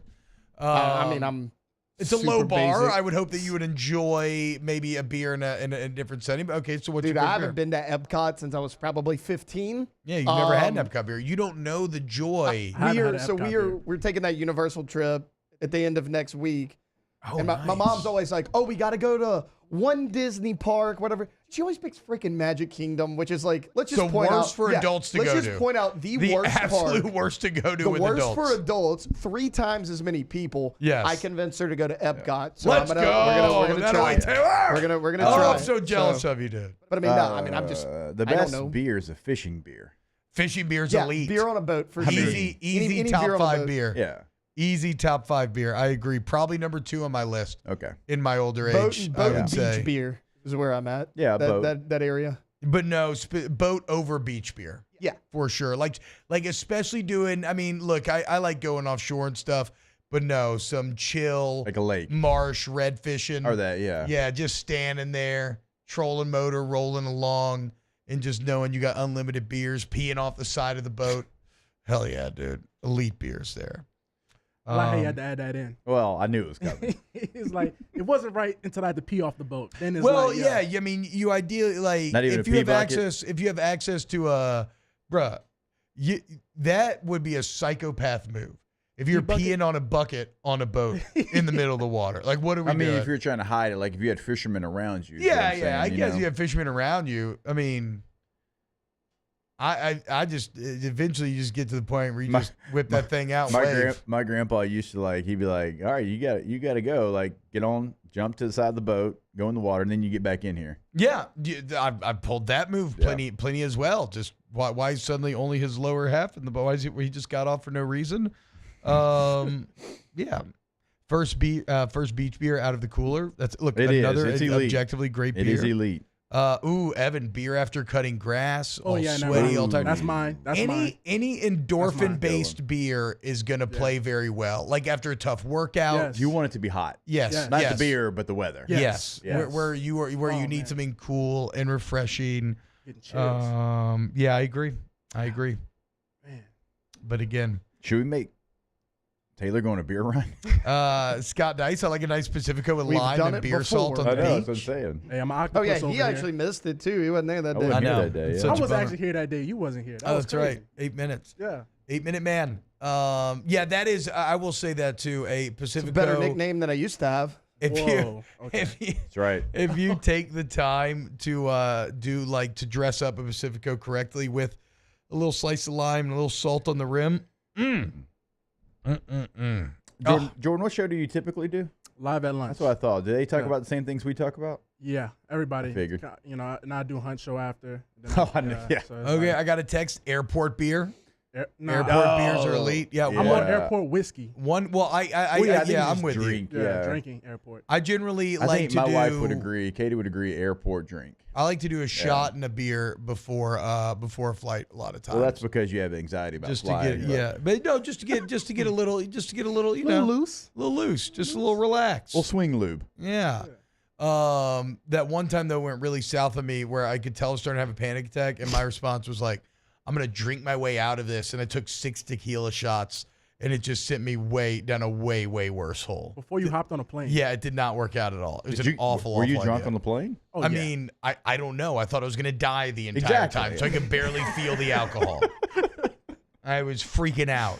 Were you by yourself? Yes, I was. It is weird. Like I don't have a fear of flying or anything, but if I do think about it, it's only when I'm by myself compared to when I'm with others.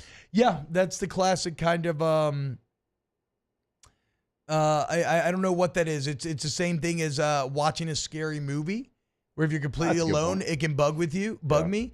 But if I'm with my wife, it is almost impossible for me to get scared from a scary movie. I don't know what it is. There's something that like clicks in there. Ooh, golf beers. Golf beers are great too, dude. Just absolutely fantastic. Beers by the pool for sure. Now I'm thirsty. All right. When we get back, Scott, y'all about to make me day drink. Trust me, I'm feeling the pull too. All right, when we get back, let's talk a little Spencer Rattler here on OTB. Off the Bench with Hester and T-Bob. ESPN Baton Rouge, New Orleans, Alexandria, and 1130 The Tiger. Go to centralplumbing.org, centralplumbing.org, 925-8552. That is Central Plumbing, guys, where, look, they've been at it for 50 years, so you're not going to hit them with any problem they don't know how to solve. They're licensed, bought, insured. They got flat rate prices. They got a great warranty coverage once the work is done. And it's not just repairs. If you're looking for bathroom remodels, upgrades, whatever, man, commercial, residential, look at the fleet. It's massive, 24/7 emergency service. There's a reason why I tell you every single day, Central Plumbing is your one-stop plumbing shop. Go to centralplumbing.org, centralplumbing.org. And when you go there, you'll see that fleet that T-Bob's talking about right there on the homepage of the website. They are ready to go. Yes, it is emergency services, 24/7, 365 at 225-925-8552. But if you're looking to upgrade at your home or business, they have you covered there as well. Check out the remodel game, again, at their website, centralplumbing.org. In times of need, get a full list of phone numbers, websites, and other important emergency information on the Demco Stormwatch page at 1045ESPN.com. When things heat up, you don't just want a cold one. You want the coldest one. The cold lagered, cold filtered, cold packaged one. Mountain Cold Refreshment. Coors Light. Choose chill.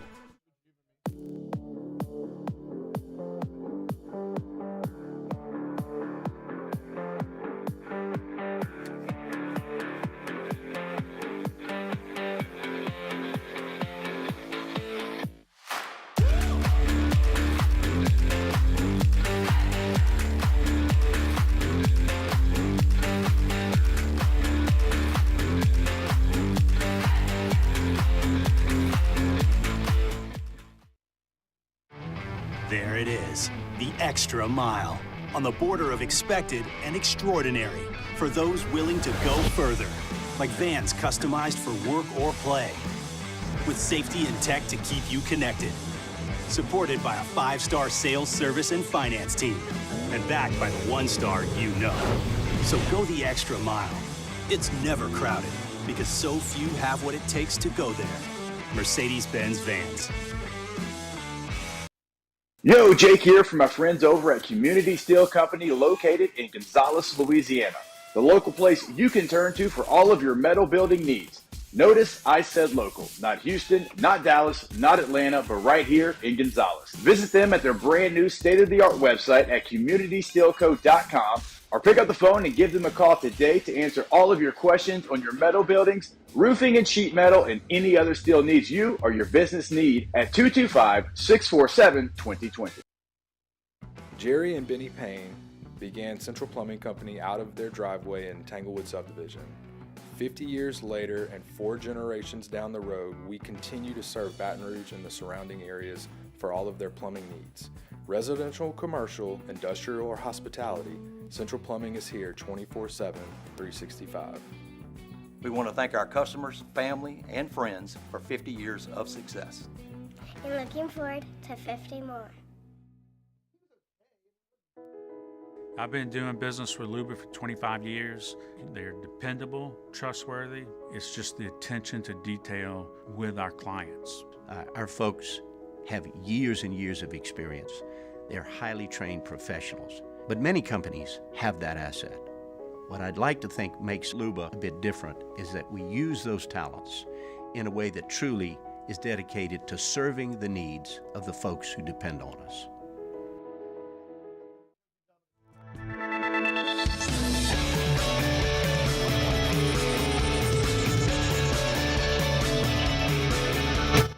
Join me for a Wednesday edition of the Hunt Palmer Show. Koki Riley recapping Jay Johnson's meeting with the media. It's a What If Wednesday and SEC baseball power rankings. Hunt Palmer Show 1 to 3 weekdays. 104.5 ESPN Baton Rouge.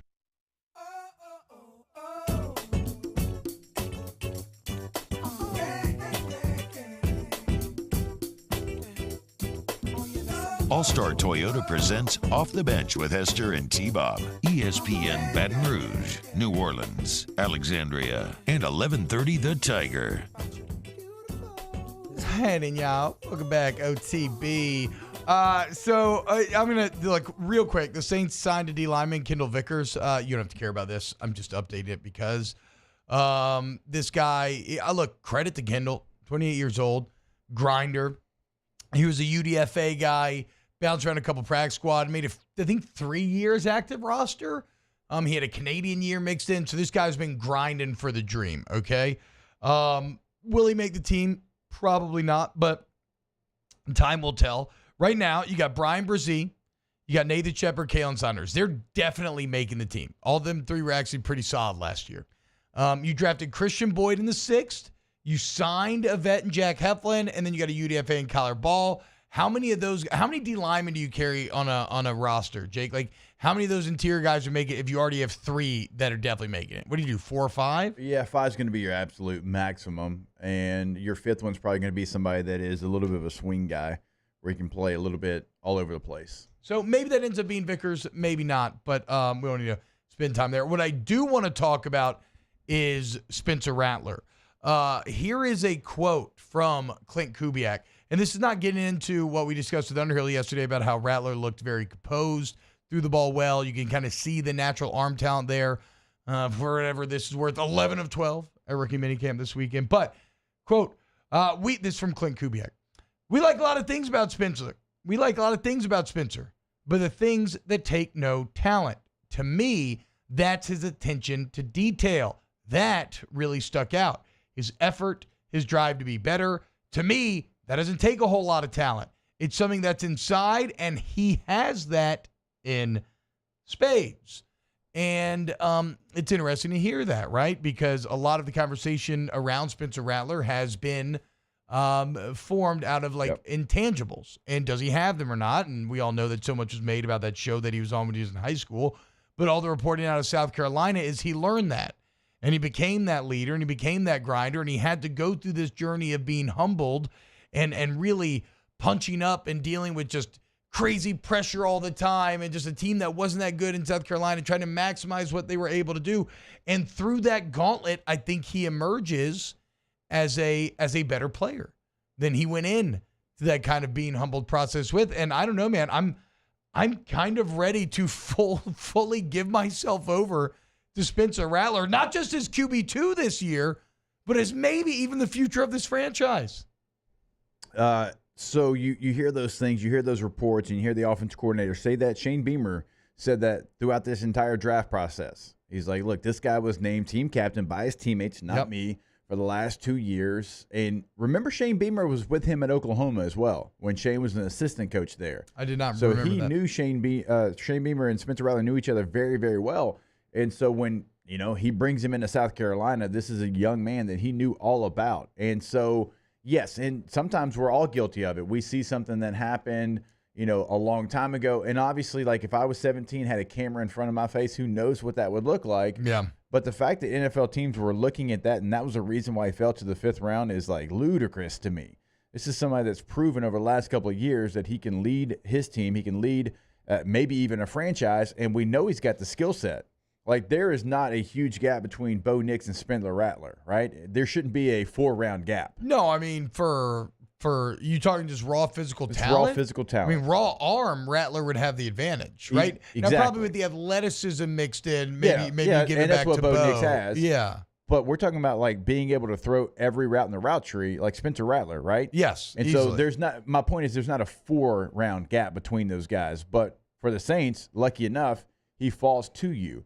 You selected a quarterback in the 4th round last year in Jake Haener. I think Spencer Rattler is leaps and bounds, honestly, arm talent-wise, over Jake Haener. Yeah. And you and I caught up with both these young men at the Senior Bowl in different years. But for Spencer Rattler, like, we both walked away from that impressed. Yeah, I agree. And look, Haener was fine as well. Like, Haener was impressive in that setting as well. But he was very serious. He was very serious. locked in. You're Very right. serious. Rattler was a bit more personable, I would say. And so you're like, T-Bob, the future of the franchise? Are you crazy? Are you letting your imagination run wild? You know what? Yeah, I am. But guess what? When's the last time that these Saints have had a quarterback prospect that's been this exciting, right? A guy who at one point was considered to maybe be the best quarterback in the entire nation. Because, I mean, since I've been covering this team,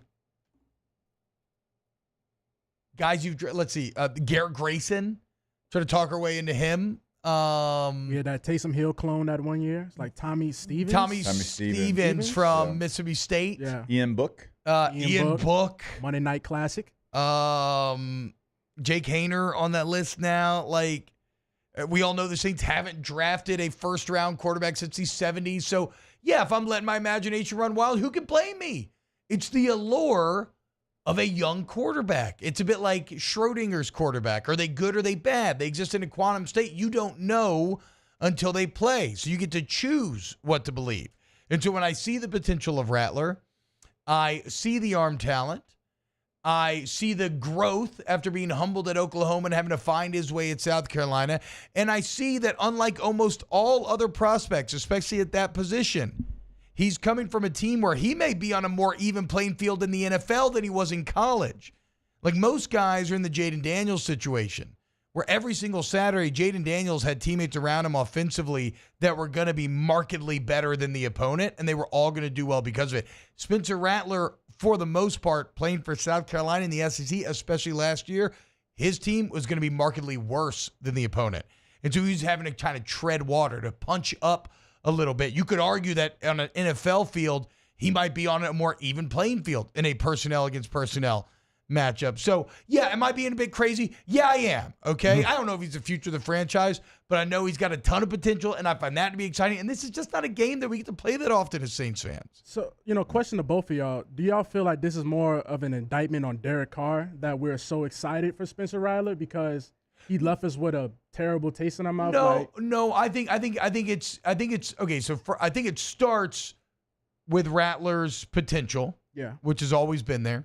But I think the deal with Carr is like, you just know Carr's not the long-term answer. Carr is a placeholder. Yeah. And he's a pretty good placeholder. It's just kind of the market for quarterbacks. If you're going to say, oh, well, he's paid so much for a placeholder, that's just kind of the reality all quarterbacks are paid of the situation, right? Like look at like Kirk Cousins is a placeholder. Yeah. Atlanta told you that with Michael Penix Jr. And so I don't have. Can we trade our placeholder for their placeholder? Yeah, I mean, look, I think their placeholder's a bit better. Yeah, so I'd be down, but I wouldn't find to that point, I wouldn't find either terribly exciting. Like Cousins would be an unquestioned upgrade, but I wouldn't be like, it's not yes, like I would go. Oh, you would, Jake? Y'all, yeah, like don't start this again. Okay. Don't start this again. He's like Dak Prescott. Kirk Cousins, no. Yes, he is. They're great in the regular season, and they struggle in the postseason. He beat the Saints in the postseason. I know. Dak has a playoff win as well. And also, like, if you're talking about quarterback changing, like, I would trade Dak Prescott for Derek Carr, too. Oh, yeah. Yeah, no, I would do that. I'd be even more excited if Dak Prescott. We'll Are you kidding me? hands, Taylor. I'm just saying, at the end of the day, though, why Rattler becomes exciting is because all three of those guys would feel like placeholders. And you're like, oh, well, and then maybe Rattler, if he reaches his full potential, is it higher than them? And that's unfair, but that's also why QB2 is always the most popular guy in town. I mean, he should be QB2, though. That's not crazy. Future of the franchise is crazy. So. But yeah. Jake Haener, Nathan Peterman, no more Kellen Mond. Right. Like, without a doubt, Spencer Rattler should be QB2. Yeah, I'm with you there, and I'm excited to see what he can do in the preseason. I'm excited to see what he can do with guys like A.T. Perry out there in the preseason, like another guy that I think has, a ceiling that is actually really high for where he got drafted. I think they both ended up being – was A.T. Perry a fifth-round pick as well? I think A.T. was sixth. Was he sixth? Because Jordan Howden was fifth-round pick from Minnesota. So I'm excited to see those guys in the preseason. I think you're right. Spencer Rattler's going to have an opportunity with players around him to go out there and showcase who he is. Now, he might have a bomb squad again, but he's used to that. Yeah, exactly. You're right. You might, if the Saints starting O-line is such a problem, who knows what the backup O-line Go back and watch South Carolina versus North Carolina if you want to find out what Spencer Rattler's made of last year. Yeah. He ends up having a really nice game. He was running for his life. He was off the mark every throw, it felt like, because he had to be off the mark. But he stood in there. He took shot after shot after shot under the chin and delivered the pass down the field, stood in the pocket. You never saw him yelling at his teammates. And that was a game that if you want to find out who he is now compared to what you think he is off a Netflix show, that's the game film to watch. I would love for Spencer to be our Dak Prescott. We were talking about – I'll tell you what we can do, T-Bob. I will give you Dak. Dak and Derek Carr can battle it out, and we'll take Spencer Rattler. You would not actually take that deal right now. I would. You would no, Taylor. Taylor, if you would take that deal, explained to you, you have let your Dak hate go. I've explained to you that I don't care who the Cowboys quarterback is as long as it is not Dak Prescott. So you don't want to win in the regular season? You don't care? Like you're just punting on the season? No, I do care. Well, he's won you 12 games, 3 years in a row? Yeah. But I mean, what, you think Spencer Rattler's going to go win you 12 games? No. Okay, exactly. No, so but you we- don't care about the regular season. We were talking about that North Carolina game, though, after it happened, and like to Jake's point, the poise he showed, he went 30 of 37 in that game. Yeah, it's crazy. And he was sacked 8 times. Yeah. Like the poise he showed in that game, that more than any win he had, more than when he lit up Tennessee 2 years ago, that game there you can go back to and be like, hey, look, if we can get him a little bit of protection, imagine what he can do, because they got stomped in that game. Their defense couldn't stop a nosebleed, but he gave them a chance. He gave them as more of a chance as anybody would have. 30 of 37 after being sacked 8 times. That was impressive to me. Let's go, Spence. QB2 and maybe QB few. Sure. We'll see. More OTB coming up next.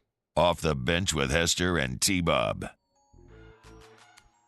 K to Z window coverings, KTOZblinds.com, KTOZblinds.com, and have Brandon Barton out to your home, man, and see exactly. And look, you're in your starter home, but you want to, improve it, make it a little more comfortable, a little more what you've always dreamed of. Maybe you're in your dream home.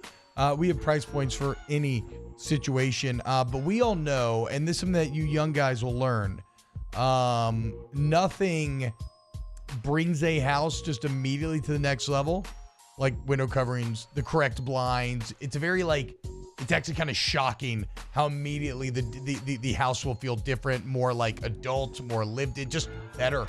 So whether it's like a movie theater room, bedroom, baby room, whatever, okay, bring your home to the next level with K to Z window coverings, KTOZblinds.com. Yeah, and that's interior and exterior. They can do it for you. They can come in, and Brandon Barton and his team is going to know your space. They're going to know it incredibly quick. They're going to come in. They're going to look around. Where's the sunset? Where's it hit? And they are going to have a solution for you. Go to the website today to find out more information, K2ZBlinds.com. Our listeners fire off their opinions on the jimsfirearms.net hotline at 499-1045. Keep listening for your next chance to shoot us your thoughts with the jimsfirearms.net hotline on 1045 ESPN Baton Rouge. Bayou Ford has the new inventory to get you in a new Ford truck or SUV today, or customize your next vehicle just the way you want. All new Bayou Ford vehicles come with a 1 million mile powertrain warranty. The crew at Bayou Ford is going to do right by you.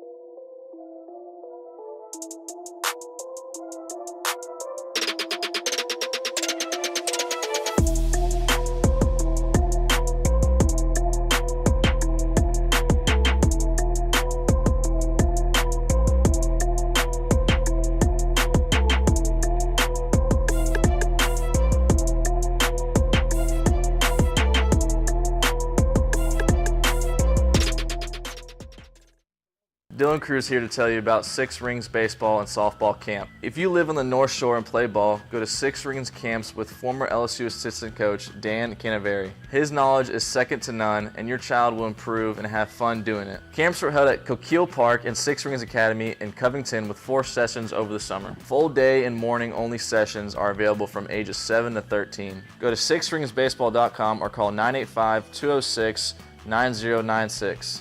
Learn the game to love the game. Power up your next project with John Deere Deals by Sunshine. Whether you're working hard or playing hard, our knowledgeable team will help you find the right product for you. Ask us about our amazing tractor package promotions. Learn more about what it means to be powered by Sunshine at sunequip.com.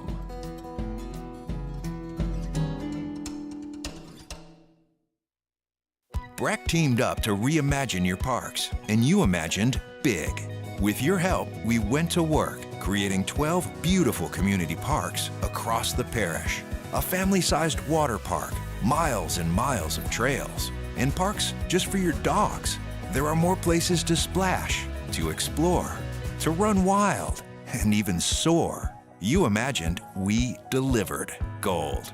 Breck, your #1 park system in the nation. When it comes to ending cancer, we push forward, always working together for you. That's why our cancer experts at Ochsner have clinically integrated with MD Anderson Cancer Center. This means advanced cancer care, including access to life-saving clinical trials and integrating care to treat the whole you. Introducing Ochsner MD Anderson Cancer Center. Long live you.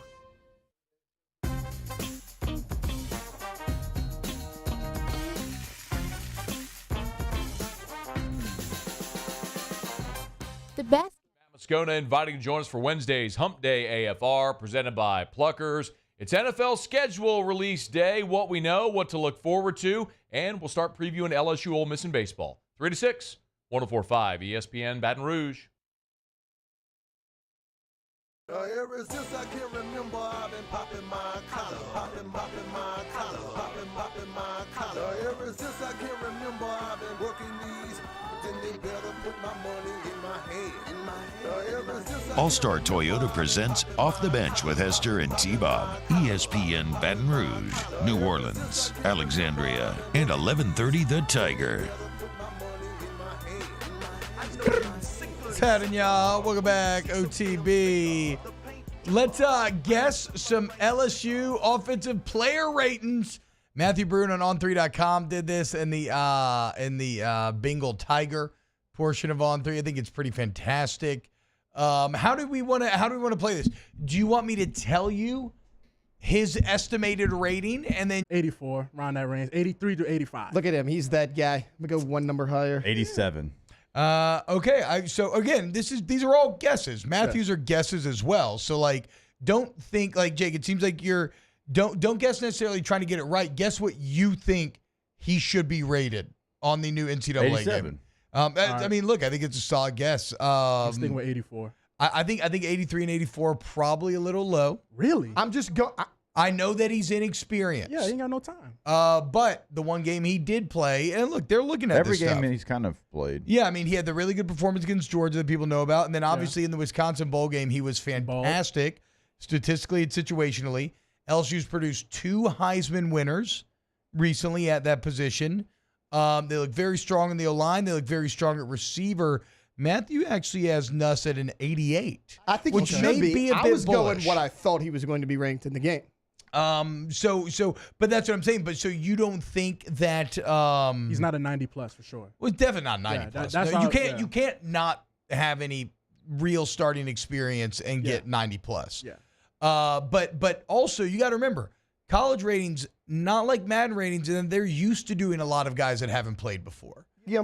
I was just thinking like 83 for a veteran QB who hadn't started a ton yet. I was like, that seems right to me. I'd be shocked if he was below 85. I would rank him 85. 88, 89. I was just thinking what they might rank him.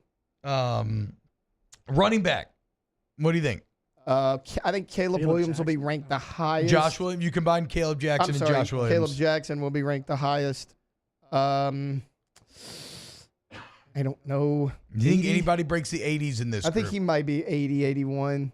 I think Josh Williams might be like an 80. Okay. What about you, Jake? Where would you rank? What would you rate Josh Williams? I think Josh has been so solid. Somebody like he's not going to have 99 anything, but he's been super solid. I'd say 83. Okay, right again. You're kind of painting the target here as Matthew had Josh Williams at 82. Also had Caleb Jackson at an 82, which Respectable. Yeah, I mean, that feels about right for an LSU running back position that has a lot of questions. What about wide receiver? What would you do with Kyron Lacey? And it's a bit of Garrett Nussmeier here, only he does have more playing time, but it's been up and down playing time, right? He's got the drops. But we all know about LSU being wide receiver U and what they produced lately and all the hype around him. He seems to be the next guy up, if you will. What would you do with Lacey? I was going to say 87. Wow. Yeah, respectable 85. Respectable 85. Just because there's room to grow, but like base 85. And remember, these things will probably be updated based on your form during the season. I'm pretty bullish on Kyron Lacey now being receiver 1, understanding that those in front of him, if you're the receiver 1 at LSU and you make the plays that he's capable of making, that you're going to potentially be a first-round pick. So I say 91. Ooh. Okay, they have Kyron at an 87 to start. Matthew does, which Taylor. It looks like your logic was right there. CJ Daniels, he has an 85, which certainly, I mean, that's a very proven commodity. Now, jumping up in competition, 85 would seem to make sense there. And he has Chris Hilton at 82. The only thing about Hilton is he should have, 98 speed? The speed. I don't know if we can quite go 99, but it has to be 97 or 98 For speed. sure. He's the break the top off. Benny Brazil's the only 99 speed that I recognize. Actually, I think Jeffrey Henderson might have been 99 speed back in the day as well. No. Sorry. We do not get the game tomorrow, chat. Bilbo asked, do we have an official release date July for EA 19th. College Sports? That is the rumored That's the release rumor? date. Okay. It's not. But we will tomorrow at 10 a.m. Central. EA is doing their big reveal live stream. Ooh, like a trailer? Like everything, like the state of the game, like what's going to be in it, that type of thing. Yes, Oh, yeah. which I think me and Aaron are going to watch live on the Snaps YouTube channel. If you want to come hang out and watch us react to it. Tight end, what we think? Ooh, I think Mason Taylor. Over 90. People remember him from the big Alabama game a couple years ago. I think they'll put him at 84. Yeah. Whoa, Okay. I got him at a 90. At a 90. For Interesting. sure. Why 90? Because what is his junior year now? Yep. He's a 3-year starter. Yep. Like the offense hasn't been, tight end centric, so he hasn't been, accumulating the stats. But a 3-year starter, junior year he's going to the NFL probably next year. I say about a 90. Would you agree with this? Take, Jake? Matthew Brune writing Mason Taylor should be one of the 10 to 12 best tight ends in the country this year. Yep. Yeah. I think his game's going to go to another level. If the bowl game's any indication with how much they want to use Mason Taylor, Joe Sloan calling plays in that game, Garrett Nussmeier playing in that game, and looks like he has a connection. His dad being a longtime NFL head coach, that's been in his DNA. And look at the tight end, check the check down, all those type of things. So I think Mason Taylor is set up for his best year at LSU. So that I think look, Matthew has maybe an 88. So I feel like y'all are all pretty. I would have said something probably similar. I feel like y'all are all painting the target there. For what it's worth, he's got Markway and Pimpton at 77s and Tradez Green at 77. Tradez definitely going to be higher up on the freshman scale, given that he's a 5-star and one of the premier prospects of this last class. What do you think they got old Will Campbell and Emory Jones at, I'm going to say boys? Will Campbell is a 98, and I'm going to say Emory Jones is a 91. I was actually going to say 98 for Campbell as well. I'll go a little Okay. bit higher on Emory Jones. I'll say he's 93. Man, y'all gonna be mad at me. I was really gonna think Campbell. He's the highest rated player on the team, so I was gonna say 96. Yeah. And then I was gonna put Emory 90. Like I feel like a 90 for Emory, and then Will Campbell. Okay, look, like, so y'all highest are overall. all over I feel like these are all very strong guesstimates. Brune has Campbell at 97 and Emory Jones at 92. Okay. Right? Yeah, so you got kind of right there. I think, though, Campbell is like being talked about being a top 3 pick. Yeah, he's number 1 on the Athletics big board. I would not be surprised. Like, so if he they're got a gonna 98, I wouldn't be shocked. I know in NCAA back in the day, did they have 99s? For certain players. The Yeah. reason why I went Not 95 for the highest, because when I showed you the screenshot from NCAA 12, you was the highest. You Yeah, was at 92, right? No, it's 92, Yeah, 92. and I was the highest on the team. So I think it we was, only you had a know- couple people breaking 90. And that was a good team, too. But I do think that they like stuff. I think they like how Madden handles the 99 club. Yeah. And so I wonder if maybe they juice up the rating just a little bit in this new era so they can have their own college version of, I can see you're that. in the 99 club. Will Yeah. Campbell would be the only one that would get close on this team. And then finally, they got Dellinger and Frazier at 86, 85. Makes sense. DJ Chester 82. Yeah. I'd say O-line so. for sure is the highest rated part of the team. I'd say so. Should be. I'm excited to check it out and see where it ends up. All right. When we get back, close on hour 2 of OTB. Keep it locked. Off the bench with Hester and T-Bob. Tommy's Windows, Doors, and Siding. You need any type of door. You need hardy plank or vinyl siding. You need wood or vinyl windows. You need to get with Tommy's. Okay, where you're going to see the difference clearly. Tommy's been in this game for 27 years now, y'all. Actually played in the Golden Band from Tireland, hailed from the lands of Virginia. Then immediately went to work for 27 years. As I said, 20 years in the window game, and then being like, you know what? I've learned a lot over these 2 decades, but there are some things that I would do differently. I want to start my own business, and I'm going to do that. And now, all 7 years it's been existent, Tommy's has won the Angis Service Award. That's why I always tell you to make Tommy's one of the bids on your project. Let them prove it to you. Tommy's Windows, Doors, and Siding. Go to that website, gotommys.com, GEAUXtommys.com, and we always encourage you, go check out the gallery because they're going to be able to do certainly any standard job that you have, but also any custom job that you might have, and you really get an opportunity to check out all of the things they can do for you, doors, windows, and yet you probably guessed it, siding as well on the website. Go to that gallery today, gotommys.com. In times of need, get a full list of phone numbers, websites, and other important emergency information on the Demco Stormwatch page at 1045ESPN.com. There it is, the extra mile, on the border of expected and extraordinary for those willing to go further, like vans customized for work or play, with safety and tech to keep you connected. Supported by a 5-star sales, service, and finance team, and backed by the 1-star you know. So go the extra mile. It's never crowded, because so few have what it takes to go there. Mercedes-Benz Vans.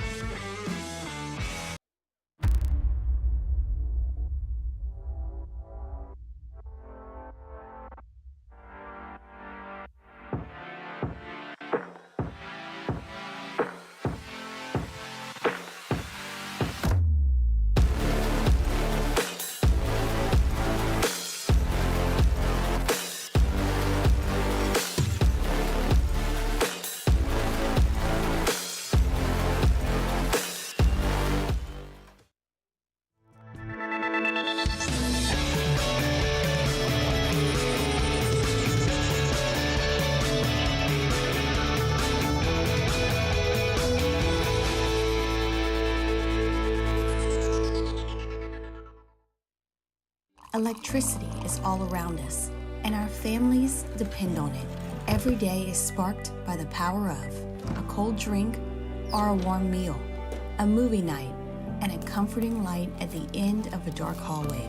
From sunrise to sunset, playtime to bedtime, our team is ready to take care of your electrical needs, even in the case of an after-hours emergency. The light in your life shines brighter with Mr. Electric. Hey, it's Matt Moscona. For years, you've heard me tell you about Insurance Network of Louisiana, helping you find better coverage for less money. But it's not just for your home and auto. They also offer commercial property. So, retail stores, professional offices like doctors, dentists, attorneys, clothing boutiques. Insurance Network of Louisiana can find you better coverage for less money. They service the entire state of Louisiana, and they're local. So call today at 293-0450 or lainsurance.net. The Windsor Senior Living Community in Mandeville, Louisiana is a beautiful, vibrant apartment community geared toward seniors. They are nestled right in the heart of Mandeville, where seniors live a more carefree lifestyle in spacious apartments with the peace of mind that comes from having a little extra help. Call the Windsor at 985-624-8040 to schedule a lunch and tour. Come see how the Windsor can be your passport to peace of mind. There it is, the extra mile, on the border of expected and extraordinary for those willing to go further. Join us for the Wednesday edition of Live at Lunch from the original Walk-Ons, Burbank at Nicholson. Wes Reynolds joins us from Beeson. Scott Rabelais from The Advocate and professional sports capper Randy McKay. Live at Lunch, 11 a.m. at Walk-Ons, the original, on 104.5 ESPN Baton Rouge.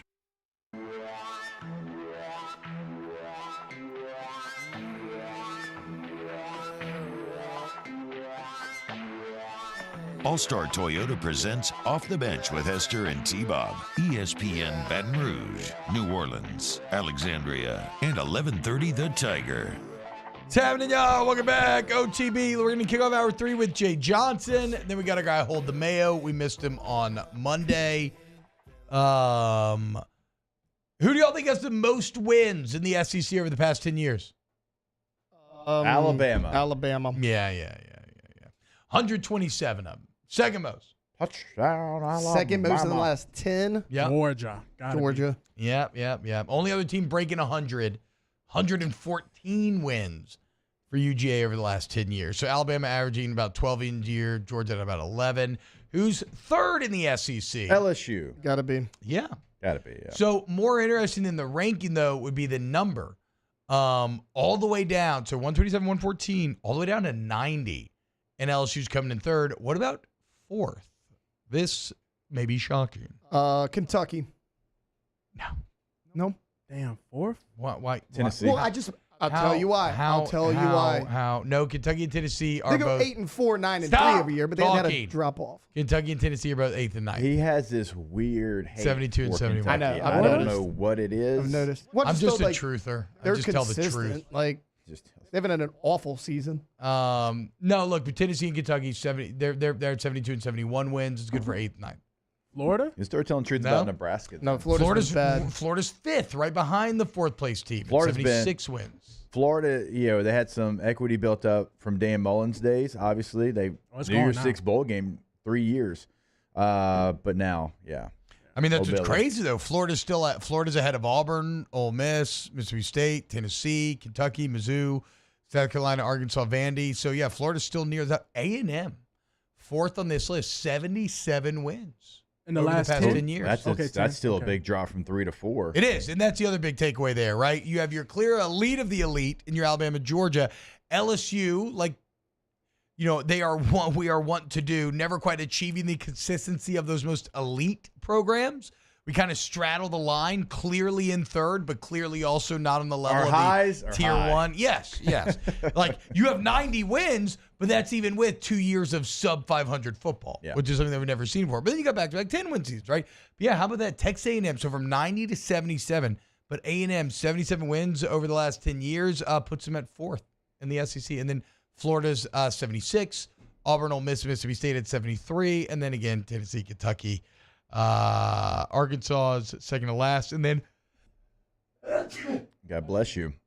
How can Vanderbilt not be better? Vanderbilt has 36 wins in the last 10 years. Bruh, that is a brutal existence. Move them to the Big 12. Brutal. No, you're going to keep them there because of other sports and because of their academic standing, but just be better. And I love Clark Lee. He played there. He knows the challenges, and they're finally touching their stadium with an upgrade for the first time since the 70s. James Franklin should get a ring just for those 9-win seasons. I would be completely comfortable doing that for James Franklin. Hour 3 coming up next. Jay Johnson. Off the Bench with Hester and T-Bob. Trash Rangers. Go to trashsignup.com or trashrangersllc.com and figure out why you should make the switch. Look, if you live in Ascension or Livingston Parish, get away from these national companies that don't give a damn about you, don't give a damn about the community that they're from. Go with the people who care and who reinvest in the community and who text you the night before they come to pick up the can so you never forget again. And the guys that go the extra mile to make sure your community stays clean, that is Trash Rangers. But if you don't live in Ascension or Livingston and you need like roll-off dumpsters for a project at home, your business, whatever, you too, no matter where you live, you can get in touch with Trash Rangers. Go to trashsignup.com. Yeah, go to trashrangersllc.com as well. Multiple ways to get in contact with them and go ahead and get everything going if you're in Ascension or Livingston as far as your weekly trash pickup, right? Reliable weekly service, no hidden fees, weekly text reminders, which is a big selling point for me. I know I forget every single week. You won't forget with Trash Rangers. Go to the website to check out those ratings and reviews as well, or pick up the phone, give them a call at 225-401-0838. Gulf Coast Bank and Trust is giving our customers the power to bank anywhere, anytime during this challenging event. And we're right there with you. Our mobile banking app is a smart way to manage your money and time. Gulf Coast Bank and Trust, the bank that cares about you. When things heat up, you don't just want a cold one. You want the coldest one. The cold lagered, cold filtered, cold packaged one. Mountain Cold Refreshment. Coors Light. Choose chill. Gulf Coast Office Products is a nationally recognized Savin office equipment dealer based right here in Louisiana. Over 100 employees strong, Gulf Coast has the boots on the ground to support all vertical markets from education, engineering, legal, and finance. With the latest in office technology from desktop to production segment units, Gulf Coast and Savin have the perfect fit for you. Call 225-756-2644. That's 756-2644 for Gulf Coast Office Products.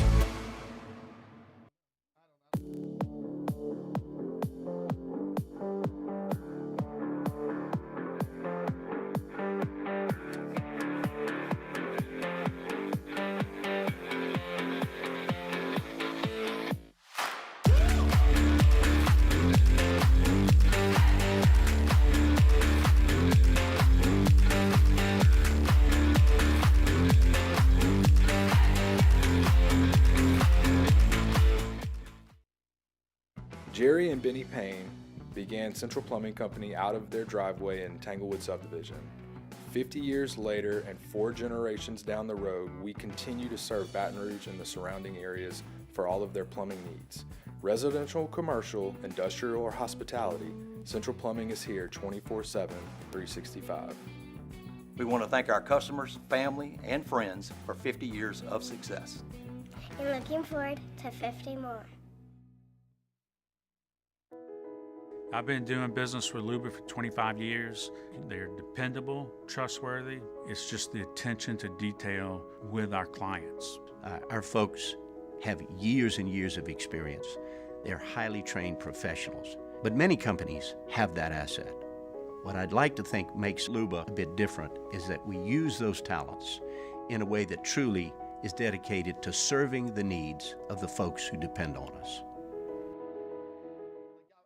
Dylan Cruz here to tell you about Six Rings Baseball and Softball Camp. If you live on the North Shore and play ball, go to Six Rings Camps with former LSU assistant coach Dan Canaveri. His knowledge is second to none, and your child will improve and have fun doing it. Camps were held at Coquille Park and Six Rings Academy in Covington with 4 sessions over the summer. Full day and morning only sessions are available from ages 7 to 13. Go to sixringsbaseball.com or call 985-206-9096. Learn the game to love the game. Power up your next project with John Deere Deals by Sunshine. Whether you're working hard or playing hard.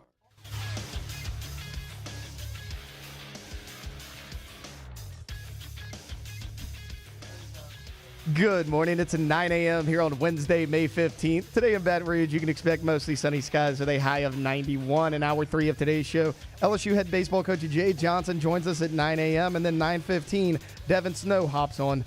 If you missed hours 1 or 2 of the show, you can catch them in the on-demand section at 1045ESPN.com. You can also follow us on Twitter or Instagram at OTB_ESPN and watch us on YouTube at the 1045 ESPN channel. Hour number 3 of Off the Bench, live from the Mercedes-Benz of Baton Rouge studios, starts now. All-Star Toyota presents Off the Bench with Jacob Hester and T-Bob Hebert. Yeah. Off the Bench with Hester and T-Bob. Hey, P, they said I got to come off the bench. All-Star Toyota presents Off the Bench with Hester and T-Bob. Yo, yo, yo. Yo, what's happening, y'all? Welcome back to OTB. Normally, we talk to this man on Thursday, but given that tomorrow is game day in the box, Coach Jay Johnson making some time for us here on a Wednesday. We're grateful as always. Coach, what's going on? How we feeling this Wednesday morning? Good morning. How are you guys doing? We're doing well, man. Doing well. Getting excited for baseball this weekend. Let's look back, though, before we look forward. And as painful this may be, let's go back to Friday. And really the question I want to ask you is not about necessarily what went down, but how did y'all process what went down? Because I actually feel like the team responded pretty well the rest of the weekend, but knowing what was on the line and having the game end in the manner that it did, on the road especially, what was your message to the team after the game? Yeah, it was a tough loss, I think, given the circumstances. I mean, given you're up 7-3 in the 8th, you're up 7-6, 2 outs, 2 strikes, nobody on base, and probably the best reliever in the SEC on the mound. Like, that's not usually one you lose. And losing it in a manner that we did with walk, hit by pitch, swing, bunt, error. Yeah, that one's tough to take because even until the ball, sailed past Jared, like, we were winning the game. I mean, it was tough. Is that the worst you've ever experienced in your career? It's up there, given the circumstances, and especially if everything played out the way that it did, we'd be in pretty good shape, in spite of, not being exactly where we would want to be. But, after the game, I took a little different approach of like, hey, like, we played a really good game here tonight until the last 3 minutes of this thing. Yeah. And you're going to find out a lot more about yourself as a person. Like, it'd be really easy to quit. And, the first time you quit on something, it's kind of the hardest, but then it becomes easier and easier. And that's not something you want to set up for yourself as a pattern in life, more than just this baseball season. And to our team's credit, they have not done that. Our SEC record is not where we want it to be. But if you watch this series, all 3 games, our guys competed, grinded, and this is important to them. And I expect them to play this weekend like it's important to them.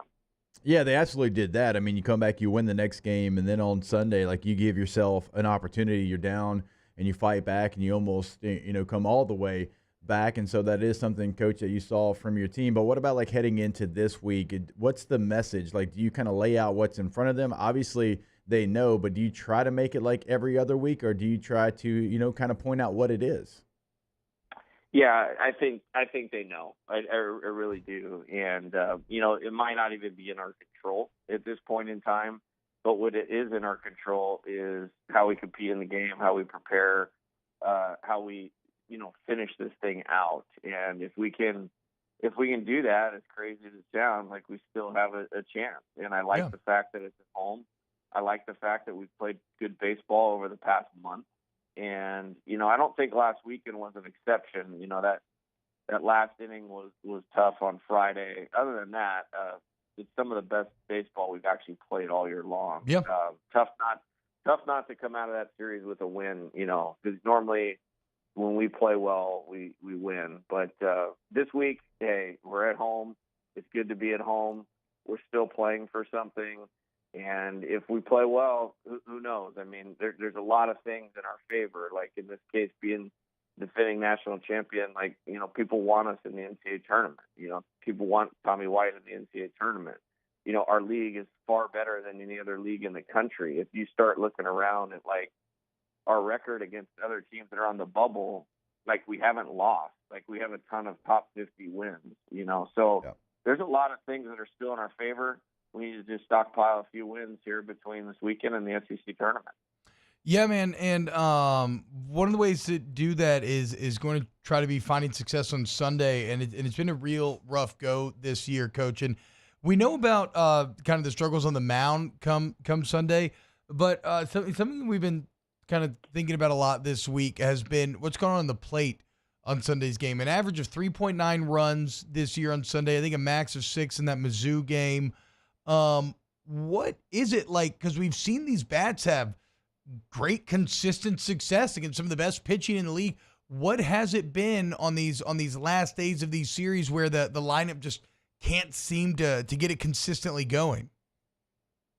Yeah, I think there's a couple things. I mean, the good thing is at least this weekend we're not scheduled to play on Sunday. We're scheduled to play on Saturday for Game 3, so maybe that helps us out a little bit. But, early in the schedule, we ran into kind of a unique deal where, we ended up facing Jack Caglione on Sunday, who's their best pitcher, Carter Holton for Vanderbilt, who's their best pitcher. Sure. It just kind of, and I would argue that Hess for Alabama was their best pitcher. He hasn't maybe pitched great, but he's one of the top 5 guys we've seen in the league this year as far as pure stuff. So there's been some of that. Other than that, you have, it's not a young team, but it's a team with a lot of guys playing in different roles. And we've had a lot of, like, intense games on Friday and Saturday. And, some we've come out on the wrong end of. And psychologically, trying to get bounced back, it's a lot easier said than done. Now, that's our job to do that. And that's what toughness is about, much in the way that they did on Saturday after they tough loss on Friday. But it's, it's something I'm looking into in all phases. Like, that day, honestly, over my coaching career, like, that's been our day. Yeah. And whether it's a physical strength thing, whether it's a mental strength thing, whether it's a concentration thing, we'll look at all of it as I do with everything, because that's the day we win. And you don't like it. I do think, and this one was a little different. I thought it was a well-pitched game. I thought we competed hard, and we lost. And then sometimes in a few of those, like, you start chasing 5 or 6 runs, like we have in a couple of them. Like, that's difficult on the offense too. So there's a lot of it. I'm not going to point to one thing. I do know that coming into, like, this Game 3 this weekend, none of those Game 3s that have been played before have anything to do with this one unless we allow it to. Yeah. And so that's what the fact is. I think I know the answer to this one, Coach, but with, Hoover being on a Tuesday, so a different schedule for you, Like, does that come into your thought process in any move that you make over the weekend, or is it, hey, we got to get through this weekend, and then I'll worry about that on, Sunday night, Monday morning? Yeah, we're doing whatever we can to win the game tomorrow night. Yep. And that's the first and foremost priority. I do have a plan. I think there's a good roadmap for us, for Hoover with this team specifically. As strange as that might sound, but I'm encouraged about what I think we can do there. Now, with where we've placed ourselves, we're going to play a great team. You're going to play Texas A&M, Georgia, or Mississippi State probably in that first game or that play-in game. And for me, that's the first time we haven't had the bye in the tournament. So that's a little bit of a new experience. But I like how we have it set up, what I think our plan is going to be. We still got to get there. I mean, we got to win one, or Missouri's got to lose one, and then take care of business this weekend. But right now, it's one at a time. Each game is Game 7, and our team has been okay with that for about a month. And so this weekend is no different. Yeah, I mean, I was about to say, to be fair, that's the pressure that they've been operating under for a long time now. And objectively, it has been a much, much, much better second half of this SEC season. And, Christian Little is one of those kind of key common denominators as to why the results have improved over the second half of this season. What did it mean to you last weekend to see him go out there Friday, struggle, but then when you bet on him again on Sunday, come out and really kind of right the ship and have a good outing? Well, I had to have it. Brought him in with the bases loaded in the 8th, down 3, in the 7th, down 3, and 1 out, and he got us out of it and allowed us to not only get it back to 1, but we had the tying run on third with 1 out and didn't get him in. And then after that, he went back out in the 8th. And, I mean, it was 3 up, 3 down, and it wasn't very long. Like, that's a lot of pressure on Bama's pitching staff to close the game out after a short inning like that. So I thought he did a good job. I think he's done a good job. I think he's pitched as good as he ever has. And, that gives us a chance here over the next couple weeks or week and a half. Coach, obviously this is, an Ole Miss team that you've already got your homework done on. So kind of, looking at this Ole Miss team, what are some of the challenges that you'll face over the weekend? Well, they played well last weekend against Texas A&M. They definitely have talent. Fisher, transfer from Duke, 20 homers. He's swinging the bat as good as anybody in the conference right now.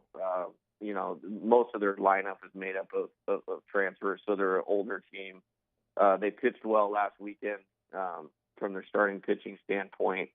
So we're diving into those guys here today to make sure we can put the type of at-bats we need to against them. And, much like Alabama, I mean, they're right there. It's kind of an elimination series probably, to be honest with you. 100%. It's just important.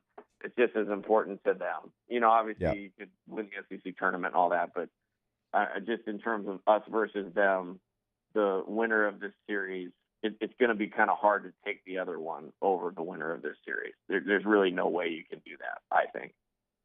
Yeah, I mean, I agree, and it's kind of crazy, right? A couple of the recent national champions fighting for the tournament lives, and it's going down in the box this weekend. So if you love stakes, you love high-pressure baseball, it all starts tomorrow night. I cannot wait.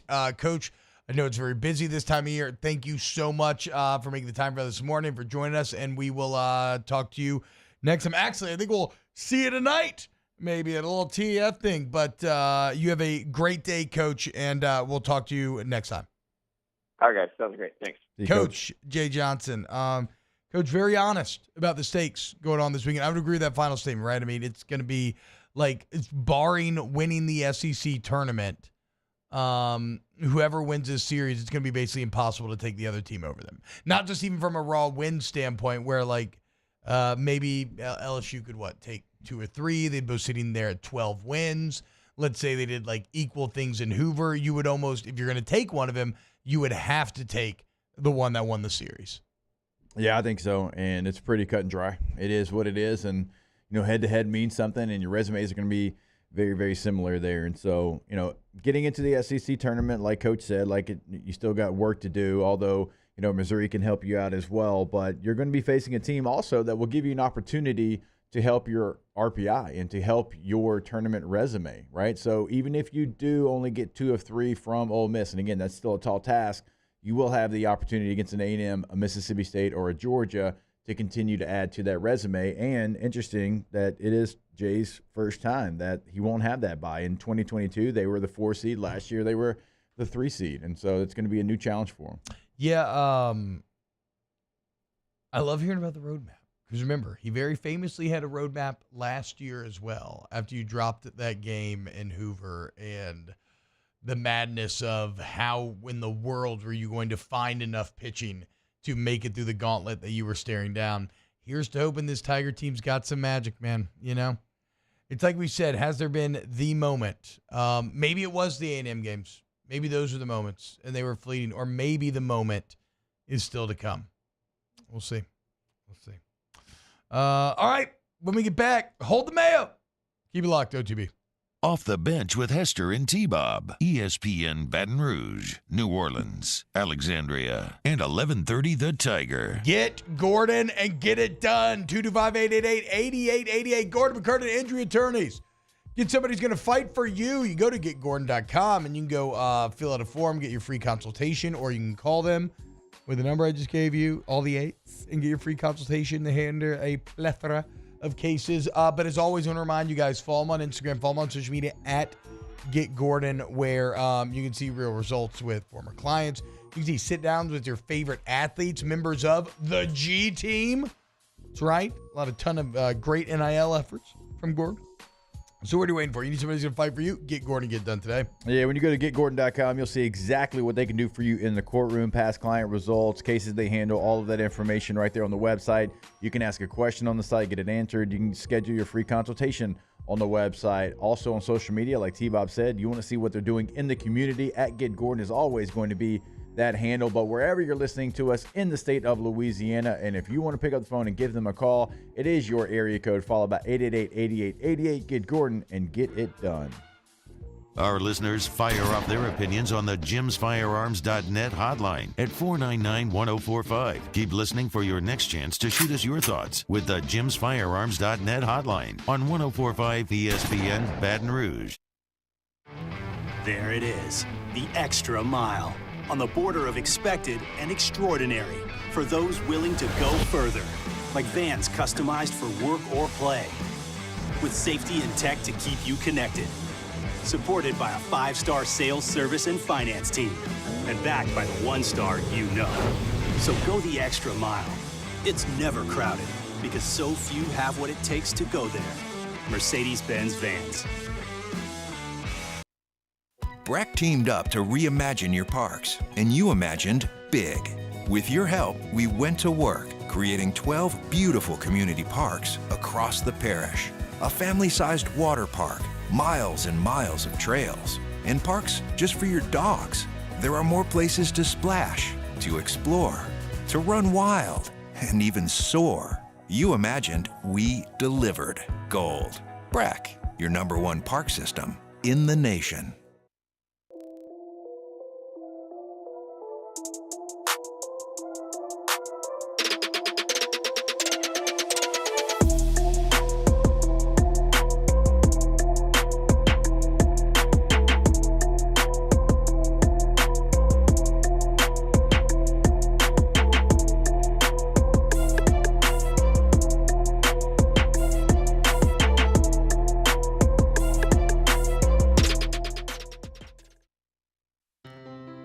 When it comes to ending cancer, we push forward, always working together for you.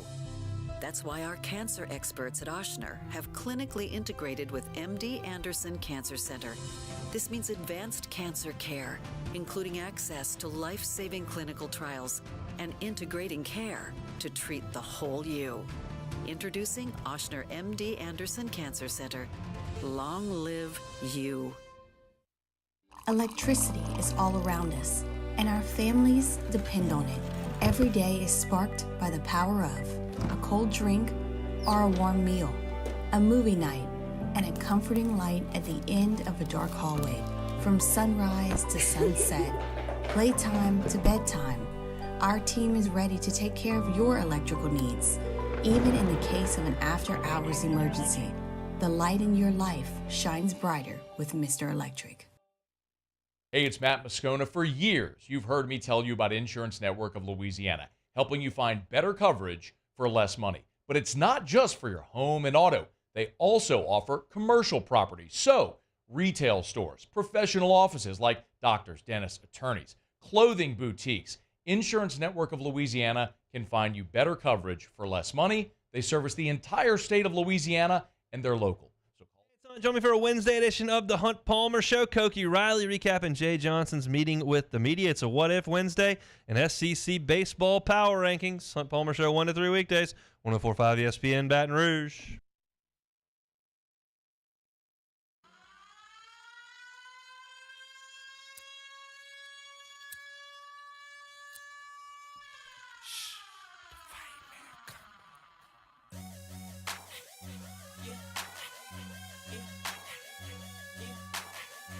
All-Star Toyota presents Off the Bench with Hester and T-Bob. ESPN Baton Rouge, New Orleans, Alexandria, and 1130 The Tiger.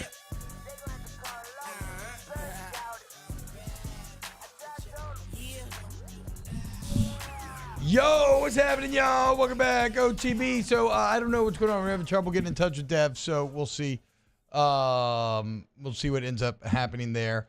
Good stuff with Jay Johnson there. Look, obviously everybody's trying to figure out what the hell's going on Sunday. Like you said, I mean, I think that's where most great teams kind of end up, their fates being decided, right? Like majority of the time you're going to split games 1 and 2 just because that's going to be everybody's frontline best option. It's how you manage the back end. That's a lot of times going to determine like things about whether you host, you become a super host. So for it to go so badly on that day, it's surprising for a coach with the resume of Jay Johnson, but nobody understands that better than he. All right. And look, again, no scared energy this week. You're already dead, so you got nowhere to go but up, right? Like, go drop your nuts and just send it. Just freaking send it, boys. You and Ole Miss are in the same boat. You're telling me you have the opportunity to ruin Ole Miss's season and maybe doesn't make your own season matter? Like, okay, that feels great to me. I don't feel like anything to be scared of. I don't feel like anything to shy away from. So, yeah, send it. Send it. Like that Canadian guy. Y'all ever watch him? You know I'm going to send it. The guy with the what do you call the things that you ride around in the snow on? Snowmobiles? Snowmobiles, yes. You ever seen the Canadian guy with the snowmobile? I have not. The Cindy guy? Y'all have never seen that? Okay. I've never seen it. It looks like we may have a video we need to watch. I don't see a lot of videos. I don't know how you find the videos that you do find. The internet? But you haven't seen the Chris Sims, John Gruden one, which is crazy to me. And that's a classic. Yeah. No. Look, I mean, well, let's be clear. There are, hundreds of millions of I don't know. It's impossible to see it all. NCAA conference realignment. Jake, you put this in here talking about when we're speaking on realignment, right? Which conference is going to be the most exciting with their new teams? Maybe who's going to get the biggest bump? Which conference is going to be the most wide open? Which team moving conferences will be the biggest winner of conference realignment? And I think I have an answer for that latter question in terms of which team will benefit the most, right? Like Oregon would be up there. Yeah. They look like they're probably second best team in the Big Ten. Texas be up there. They look like they're potentially second best team in the SEC. But I don't like Texas' schedule. Oh, bro, look, I don't like Texas at all. I'm just saying that is kind of the accepted hive mind thought, right? Yeah. And this last take will be too. Maybe this take was more original a few weeks ago, but the team is probably Utah, right? Especially as we move into a 14-team playoff in which guaranteed the top 2 teams from the Big 12 will get to go to a playoff. I mean, Utah has dominated the Pac-12. The Big 12 is as wide open as it's ever been. I mean, it's going to be Utah, Kansas State, and Oklahoma State will be in there. Oklahoma probably. State, yeah. But Utah, Arizona too. Like Arizona's, they changed some things over the last 2 years. It wasn't just last year. I'm just worried about post-Jed Fish, but they kept Tedero McMillan. They kept Noah Fafita. So, yeah, maybe it's a bit more competitive than I'm giving it credit for. But with Cam Rising returning, it kind of feels like Utah's going to win the Big 12. Yeah. The Big 12, I think, is the answer here. It's the one that's going to be You think it's the most exciting? I think it's the most. Yes, I think it's the most exciting because you look at the teams that they're adding. I think Arizona's going to be really good. I think Utah's going to be good. Now, I don't know about Arizona State, but even the drama-filled Colorado, right? You love the drama, you hate the drama, whatever. You have a feeling towards Colorado. And so that's going to be exciting. And also Kansas State, Oklahoma State, Kansas, the other teams that we're talking about, TCU. Love Kansas. Now that you have the big brands out in Oklahoma and Texas, you have this feeling of this is our time. Like, this is our chance to go grab this conference. And those teams have been waiting for a long time. Well, I think they're all going to have that feeling. Yes, I agree with that. You know what I mean? So I think all those teams are going to have that feeling. And like right now, I think it's going to be highly competitive. And I think from top to bottom, you're going to have maybe the most compelling football. Now, is it going to be the top end of an Oregon versus Ohio State? No. Is it going to be the top end of Texas versus Georgia? No. But in the totality of it, the Big 12, to me, it's wide open, even though I think I'm leaning Utah. But I think it's going to be wide open. I think those new teams are going to have something to say. I think Arizona, Utah, and maybe Colorado. Although you better be ready, Colorado, for North Dakota State. Oh yeah, I was about to ask in the opening game. But I think the Big 12, man, I think they're a big winner right now because, like, over on off campus, we talk way more Big 12 than ACC. Like, I think the Big 12 has much more juice right now with who it has. Like, in the ACC, Stanford, Cal, like, I think SMU of those teams are going to have the best year. SMU, wins the American a year ago. SMU has a lot coming back. Rhett Lashley is a really good coach, in my opinion, offensively for sure. So, like, am I more excited about SMU or am I more excited about Utah, Arizona, Colorado? I think the Big 12 right now is in a really good spot. Well, to be fair, that's what the Big 12 was last year as well, where maybe they didn't have the best teams at the top.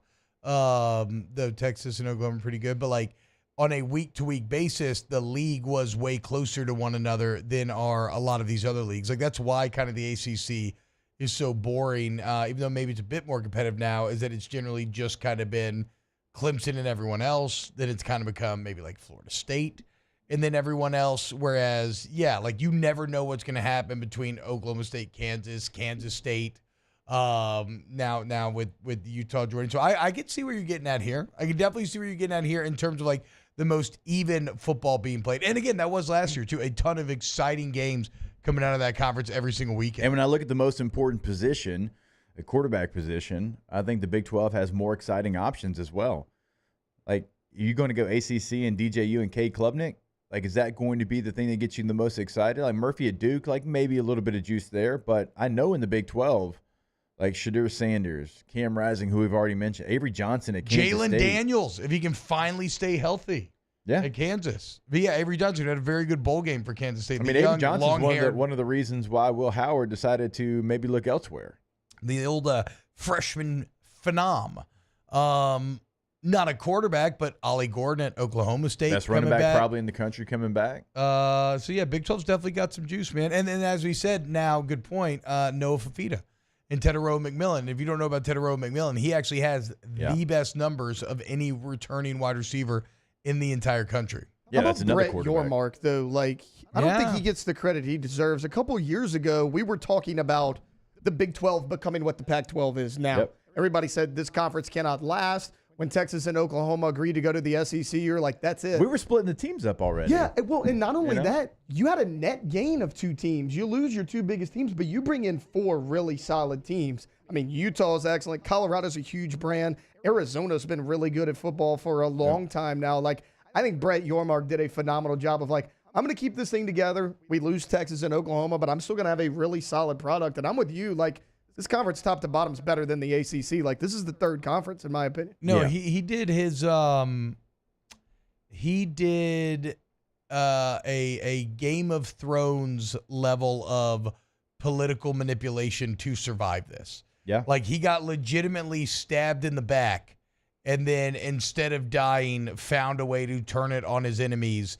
Like, he was stabbed in the back, bleeding on the ground. He reaches out to the Pac-12 for help. They deny his hand. Yep. And now he stands over their corpse. They're doing some things that are outside the box. Their media day is going to be in Las Vegas.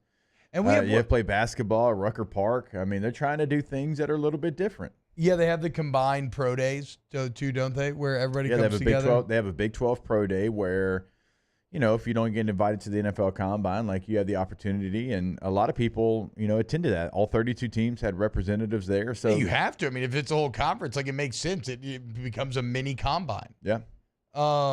What about? So correct me if I'm wrong. We have a 12-team playoff this year, but then we immediately go to 14, right? It's been approved. I was looking this up the other day, and I saw a lot of momentum. Then I saw some articles saying it was approved, but I didn't see I thought it was we're going to do that, but not 100% right now. So I feel like it was fully approved, but I know it that is. It will go in effect 2026. Okay, that's what I thought, right? Yeah, exactly. So so that becomes actually, the more I think about the 14-team playoff, it's actually way better than anything we do now because it's just numbers based. Do you finish top 3 in your conference? Do you finish top 2 in your conference? And so if we're saying it's in the document that the Big 12 is exciting, Jake, because everybody's so close to one another, well, how awesome is it going to be when you're watching Kansas, Utah late in the year and there's a guaranteed playoff spot on the line? No BS. No you'll have to choose them against this team. No. Like, if you win this game, mathematically, you qualify and you're in. I think that makes for a way better product from a spectator standpoint. And Brett Yormark, even getting that deal done, keeping college football together, getting his conference 2 guaranteed playoff spots, even that is a massive win for that conference. How far away are we from having this 14-team playoff where at least one group of 5 team gets in, but the rest of the group of 5s have their own deal? I mean, a that gold feels and like silver it's happening. kind of bracket. Yeah, that feels like it's happening. Does group of 5 get? I think they get one auto bid in the 14 team. Yeah, that's what I'm saying. So that team gets to go, but then everybody else, you get a whatever number 8-team playoff, and you have something. Would that be disrespectful to those teams? Do you think those teams would want that? Would Appalachian State want that? I think they would. Coastal Carolina want that? Would some of these schools that have a lot of pride, your Boise States? Would they play in that? I would take that over. Who would their matchup be? I would get rid of my group of 5 auto bid to want to go play in the group of 5 tournament and be declared group of 5 champion. Like that would actually be better, especially in today's day and age where I don't know. I don't want to be too doom and gloom, but the days of Boise beating Oklahoma, that feels like it's gone because they just don't have the resources to keep up at this point. With that bottom tier, I call them bottom tier team, but with that, that last team to get in, so they would match up against like a Georgia, or the Ohio group of 5 is generally going to catch they won't catch the 1 seed because 2 will have buys. Yeah. The top 2 or 4 will have buys. But they would play like the 3 and the 4 seed or the 5 and the 6. No, to your point, I was originally against this, but to everything you just said, yeah, I agree because, look, you realistically don't have a shot to win that whole thing if you're the group of 5. You get in, you play 1 game, you're out most of the time. I mean, upset can happen. Or whatever that's but if they have their own playoff series like you were talking about, there's also more eyeballs on it. These kids at the group of 5 level that are trying to go to the NFL, you're like, hey, we have our own. Oh, they're playing on Saturday. We'll play earlier in the day. It's it's like the UFL, like the feeder system almost. You're playing at the same time, but it's a different set of eyeballs on you. It gets these kids more exposure that they wouldn't have. Yeah, dude, Friday night, do Wednesday, do whatever. Yeah. Just find a night of the week, create your own tournament, and go for it. You'll do ratings. They do the matching during the week. You could do something like this, and it gets those kids a lot of exposure. So you would still have the opportunity. You would still, hey, you can play with the big boys. If we finish first in the group of 5, you can play. If you're James Madison, hey, you can play against Georgia. But also, you could sell to the rest of the conference. But even if we don't, even if we fall short there, you still can play for something. Now, there might be some schools, the ones that I listed, that might not be about that because they feel like they're in a different bracket than some of these other teams. But I can promise you Miami of Ohio would be fired up to do that. Yeah, Nevada would be fired up to do that. Some of these teams. Wyoming last year in a, I don't know if they would have been in it, but hell yeah, Wyoming in a group of 5 tournament, I'd watch that. Would the conference championship game still matter at that point? For what? For group of 5? For group seeding, I guess. Because SEC conference championship is going to be 2 of the I'll be honest, top 5 the more that we continue to add teams to the playoff, the conference championship games. Yeah. No, at 12, conference championships still have value because they will determine buys. Yeah. But no, at 14, I think you actually cross the threshold to where conference championships would really not matter at all. Now they're not going to get rid of them because they are huge money grabs. Yeah. But they're going to they're going to feel real awkward.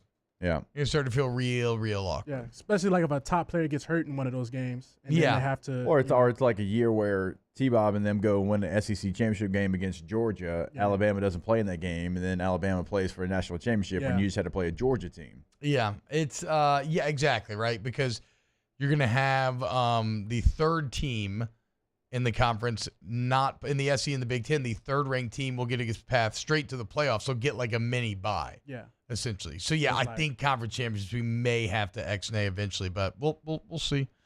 We'll see. 12 it still has value. 14 no. Big changes afoot though. Big 12 league to watch. And then what we really could do, we could have relegation again down the road. Again down the road.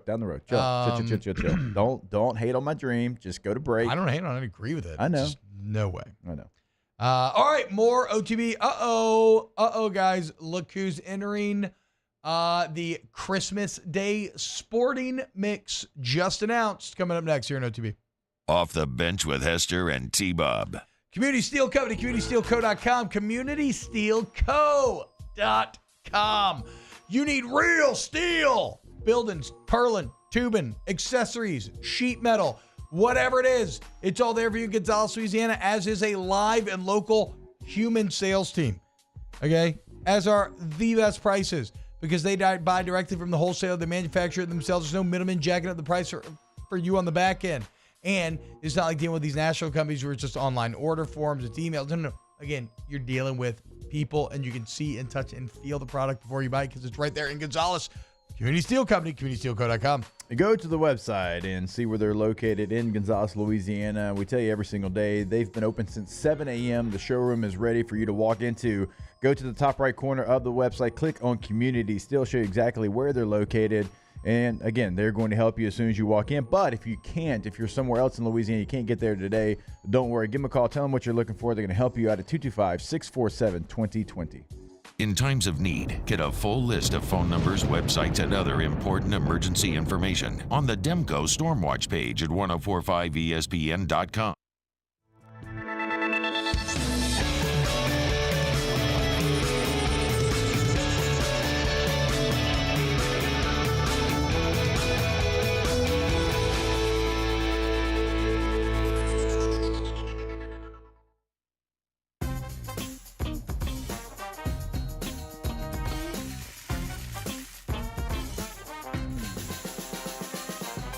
The best kept secret in town is out. Discover Tallulah at the Renaissance Hotel on Bluebonnet.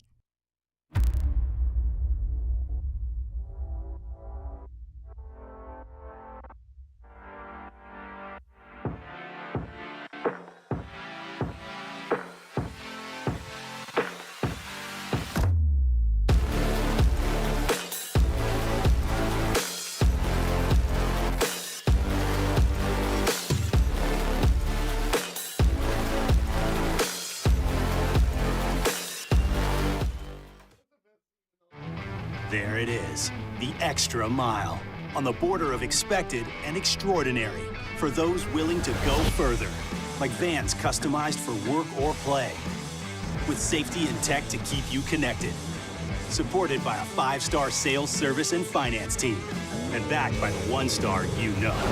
So go the extra mile.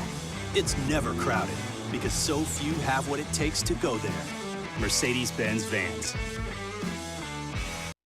Yo, Jake here from my friends over at Community Steel Company located in Gonzales, Louisiana. The local place you can turn to for all of your metal building needs. Notice I said local, not Houston, not Dallas, not Atlanta, but right here in Gonzales. Visit them at their brand new state-of-the-art website at communitysteelco.com or pick up the phone and give them a call today to answer all of your questions on your metal buildings, roofing and sheet metal, and any other steel needs you or your business need at 225-647-2020.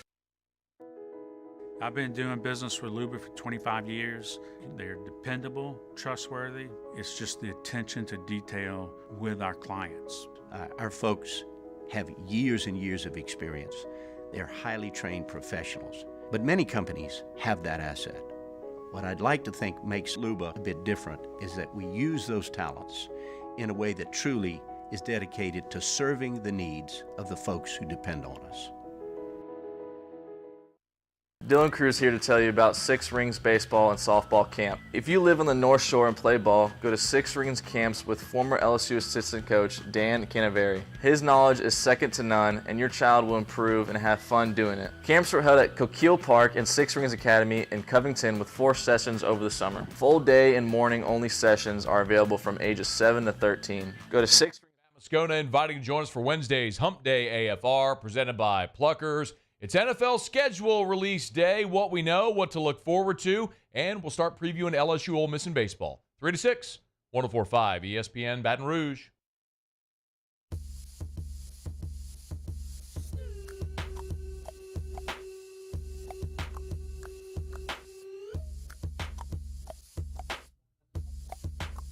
All-Star Toyota presents Off the Bench with Hester and T-Bob. ESPN Baton Rouge, New Orleans, Alexandria, and 1130 The Tiger. Shaping up a new jump here. Just gonna send it. Gonna hit her about 3/4 to full throttle. Come down that hill pretty fast. Hit that water, just gonna hold her wide. Gonna be a good day.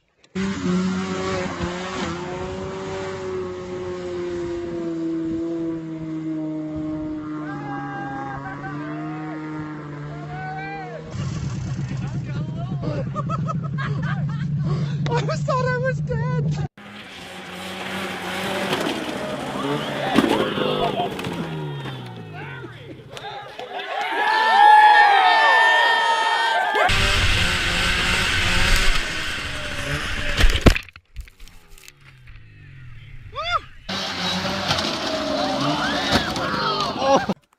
I don't know, I just woke up from a little nap. It's a little dark, but you guys silly? I'm still gonna send it.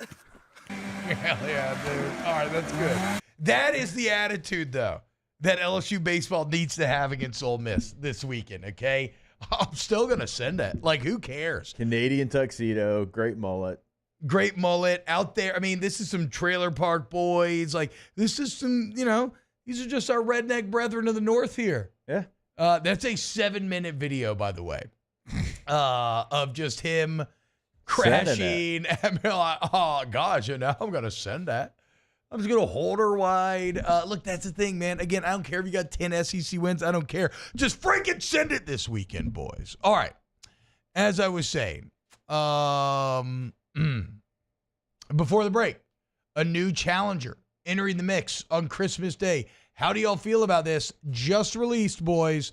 Netflix going to have the NFL games on Christmas Day this year. So the NFL sending a shot across Santa's bow, sending a shot across the NBA's bow, and welcoming in yet another streaming partner for football games. So now you have Amazon Prime on Thursday, right? What is the current NBC deal? Are there any Peacock-only games? But yes, are there Peacock-only games? So they did it last year with the playoffs. Remember, it was yes. Was it Patriots, No, Dolphins? it was Chiefs, Dolphins. Chiefs, Dolphins. Yeah, they were Peacock only. And now you're going to have Netflix Christmas Day games. So if you want to watch all your NFL, I hope that you like streaming services because there's quite a few that you're going to need to pay for now.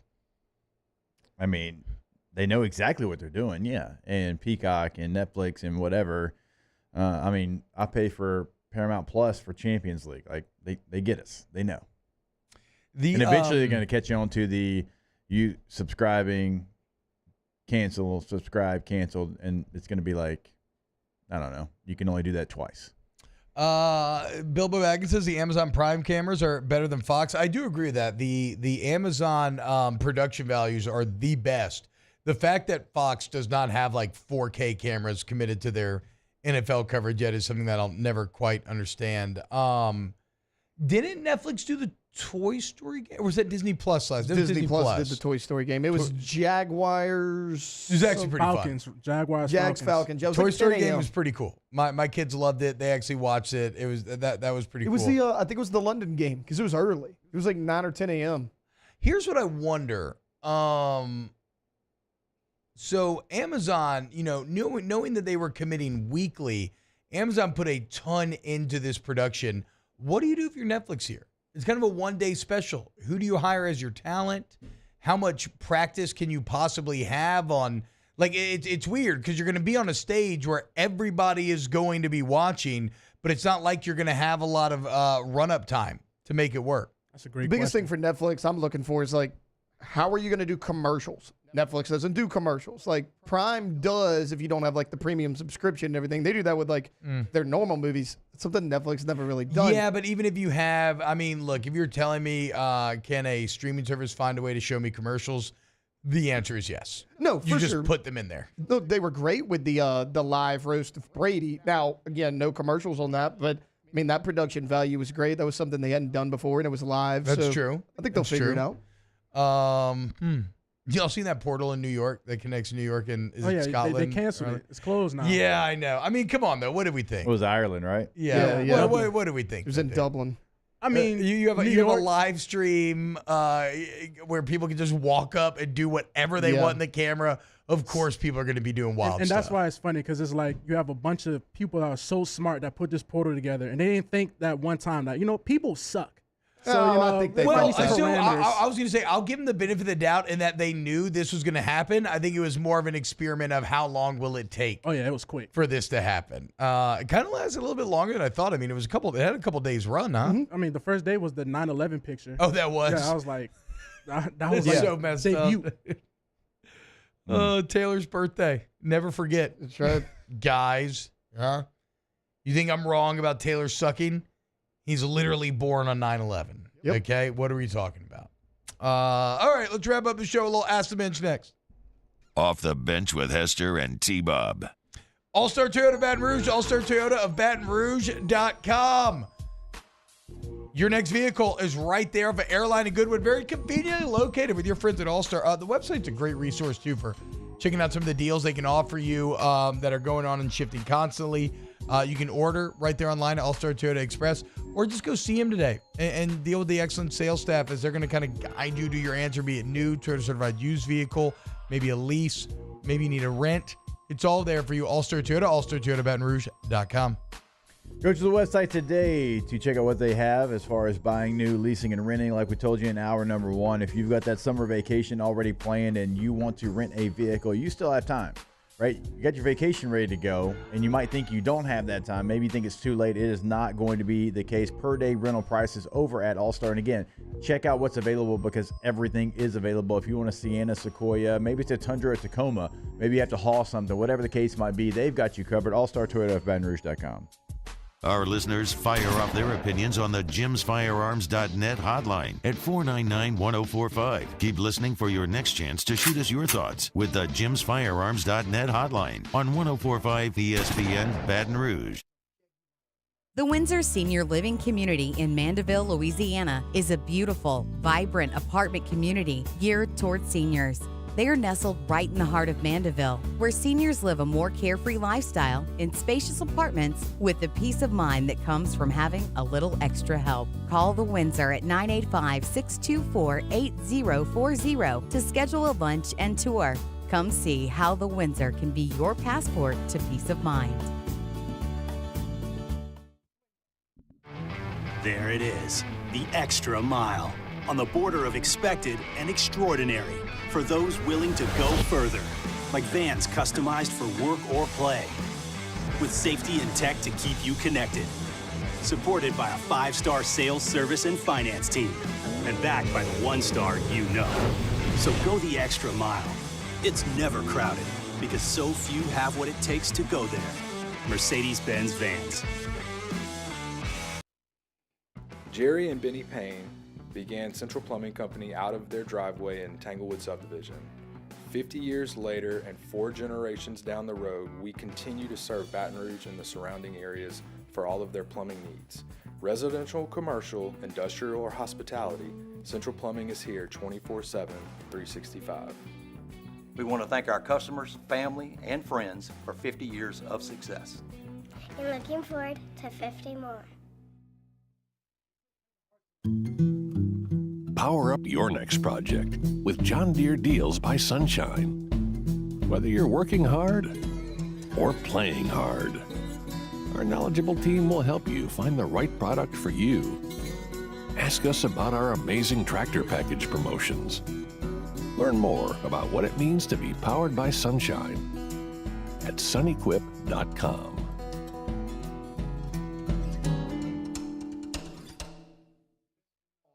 Breck teamed up to reimagine your parks, and you imagined big.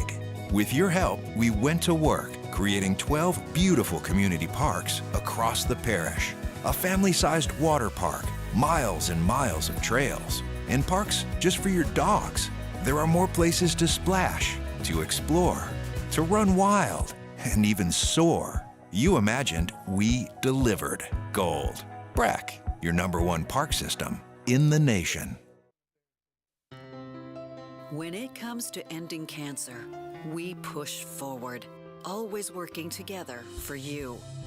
That's why our cancer experts at Ochsner have clinically integrated with MD Anderson Cancer Center. This means advanced cancer care, including access to life-saving clinical trials and integrating care to treat the whole you. Join us for the Wednesday edition of Live at Lunch from the original Walk-Ons, Burbank at Nicholson. Wes Reynolds joins us from VEASAN. Scott Rabelais from The Advocate, and professional sports capper Randy McKay. Live at Lunch, 11 a.m. at Walk-Ons, the original, on 104.5 ESPN Baton Rouge.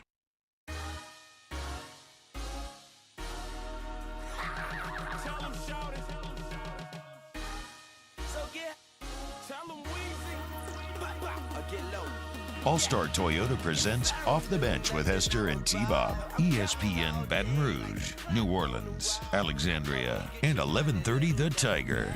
Welcome back, OTB. Ask the Bench, brought to you by Cole Kirschlatt, Vizzy Art, Telter, Blue Moon, Lots, Scott, Citrus, Sweet. Ask the Bench. Have you ever... Oh, wait, no, this is mailbag. It's okay. We have no sound for this. You've shown the Emperor has no clothes. The dirty secret is Ask the Bench is just mailbag, basically, but we do it every day to kill a segment at the end of the show. Is it really? Yeah. I didn't know that. I mean, I don't know. This is an incredibly horny question. Ask the Bench, have you ever looked at the gas pump nozzle and contemplated? Nope. I know the video where he's got that from. Really? Oh, wow. Y'all haven't seen that? T-Bob's you haven't seen that? interest is peaked beyond belief. T-Bob, this is pure brain rot. So Does he insert the video into himself and then pull the handle? No, so it's like, I don't know. I can't tell you the country because they're speaking a different language, but there's this guy.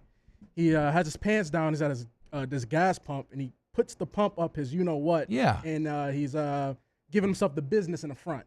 Yeah. And he looks over to the side, and the dude recording him, he looks at him like, ah. Was he pulling the handle? Was he releasing gas? No, he just stuck it up there, get him to that point, I guess. He's like, you're already there. You might as well just shoot a little gas and see what happens. He wasn't trying to pay that money. Kyle Gidry, ask the Bench. Taylor, if T-Bob was nicer to you, would you consider helping him and Aaron produce snaps? I want to say yes, but probably not. No. Let's just be honest. No. Vincent Sabiza, ask the Bench. Who would you rather have as your Roman emperor?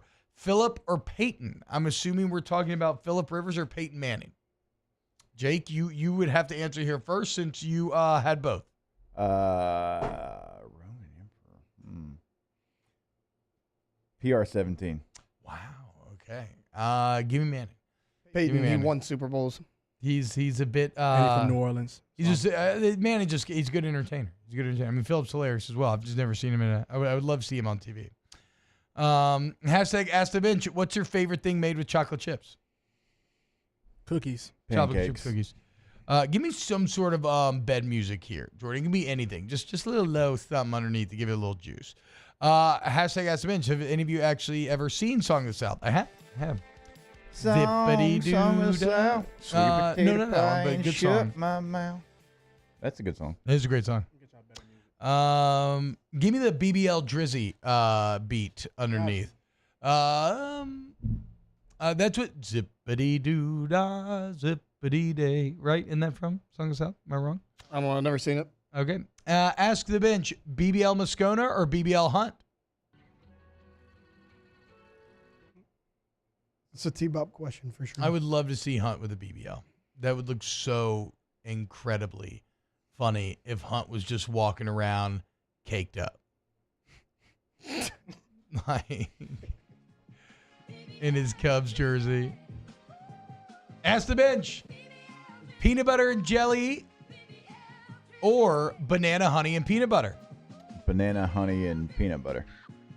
I've never had it, but banana, honey, and peanut butter sounds better than a peanut butter jelly. I do love a PB&J, though. Yeah, PB&J is great. Cold? Yep. Yeah. For sure, cold. Okay, I don't think I can. No, I can't read that, Bilbo. Ask the bench. What century or decade would your viewing portal be connected to? If we had a time travel viewing portal, where would you want it to go back to?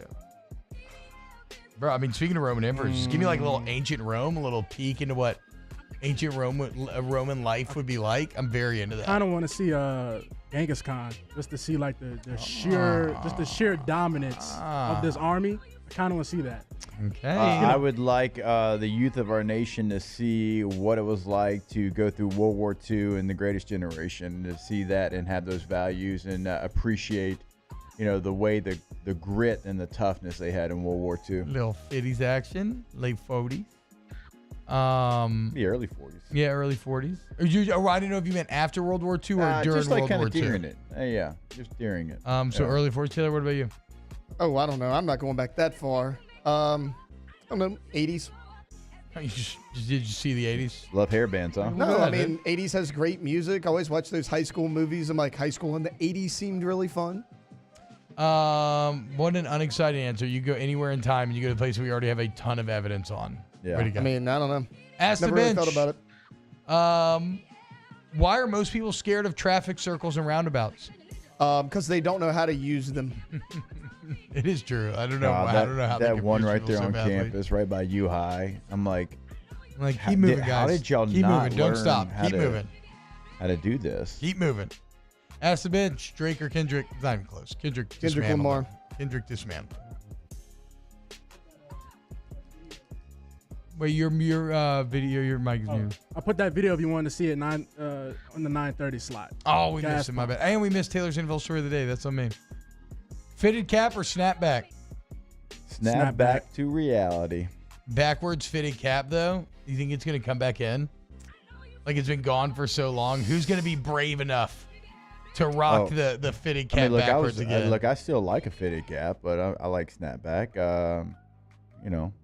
I'm not saying I'm Limp Bizkit or anything, but it's not that bad. It's a Fred Durst looking choice, bro. I'll do it tomorrow. Love y'all. See you tomorrow. More OTB. Off the bench with Hester and T-Bob. What about joining the largest electrical and instrumentation contractor in the entire nation? Headquartered right here in Baton Rouge with offices all over the globe. Well, you already know I'm talking about the MMR Group. And if you want to ignite your career, if outstanding benefits and a dynamic work culture sounds attractive to you, I don't care if you are a student in college seeking internship. I don't care if you're a seasoned pro. I don't care if you were just starting out your career. MMR has a variety of positions for you. So apply now at mmrgrp.com. Yeah, go to that website, navigate that website, and we've told you, man, their campus is really set up for your success off Airline Highway in Baton Rouge. You can also go to any search engine that you use, and you can type in MMR Group. It's going to pull up what they have available, locations where they have it available, and just all the information right there at your fingertips. Again, mmrgrp.com. Farming is a way of life for us. It's not something we get up in the morning and dread going do. It's just something we go to bed at night looking forward to getting up to go do. John Deere equipment is what we as farmers strive to have. So it's in your blood, it's in your veins. It's just a part of who you are. Green is what we want to be in. The other tractors were acquired to patch it up to get to where you want to be. Where we want to be is in John Deere. Flip the switch and learn more about what it means to be powered by sunshine at sunequip.com.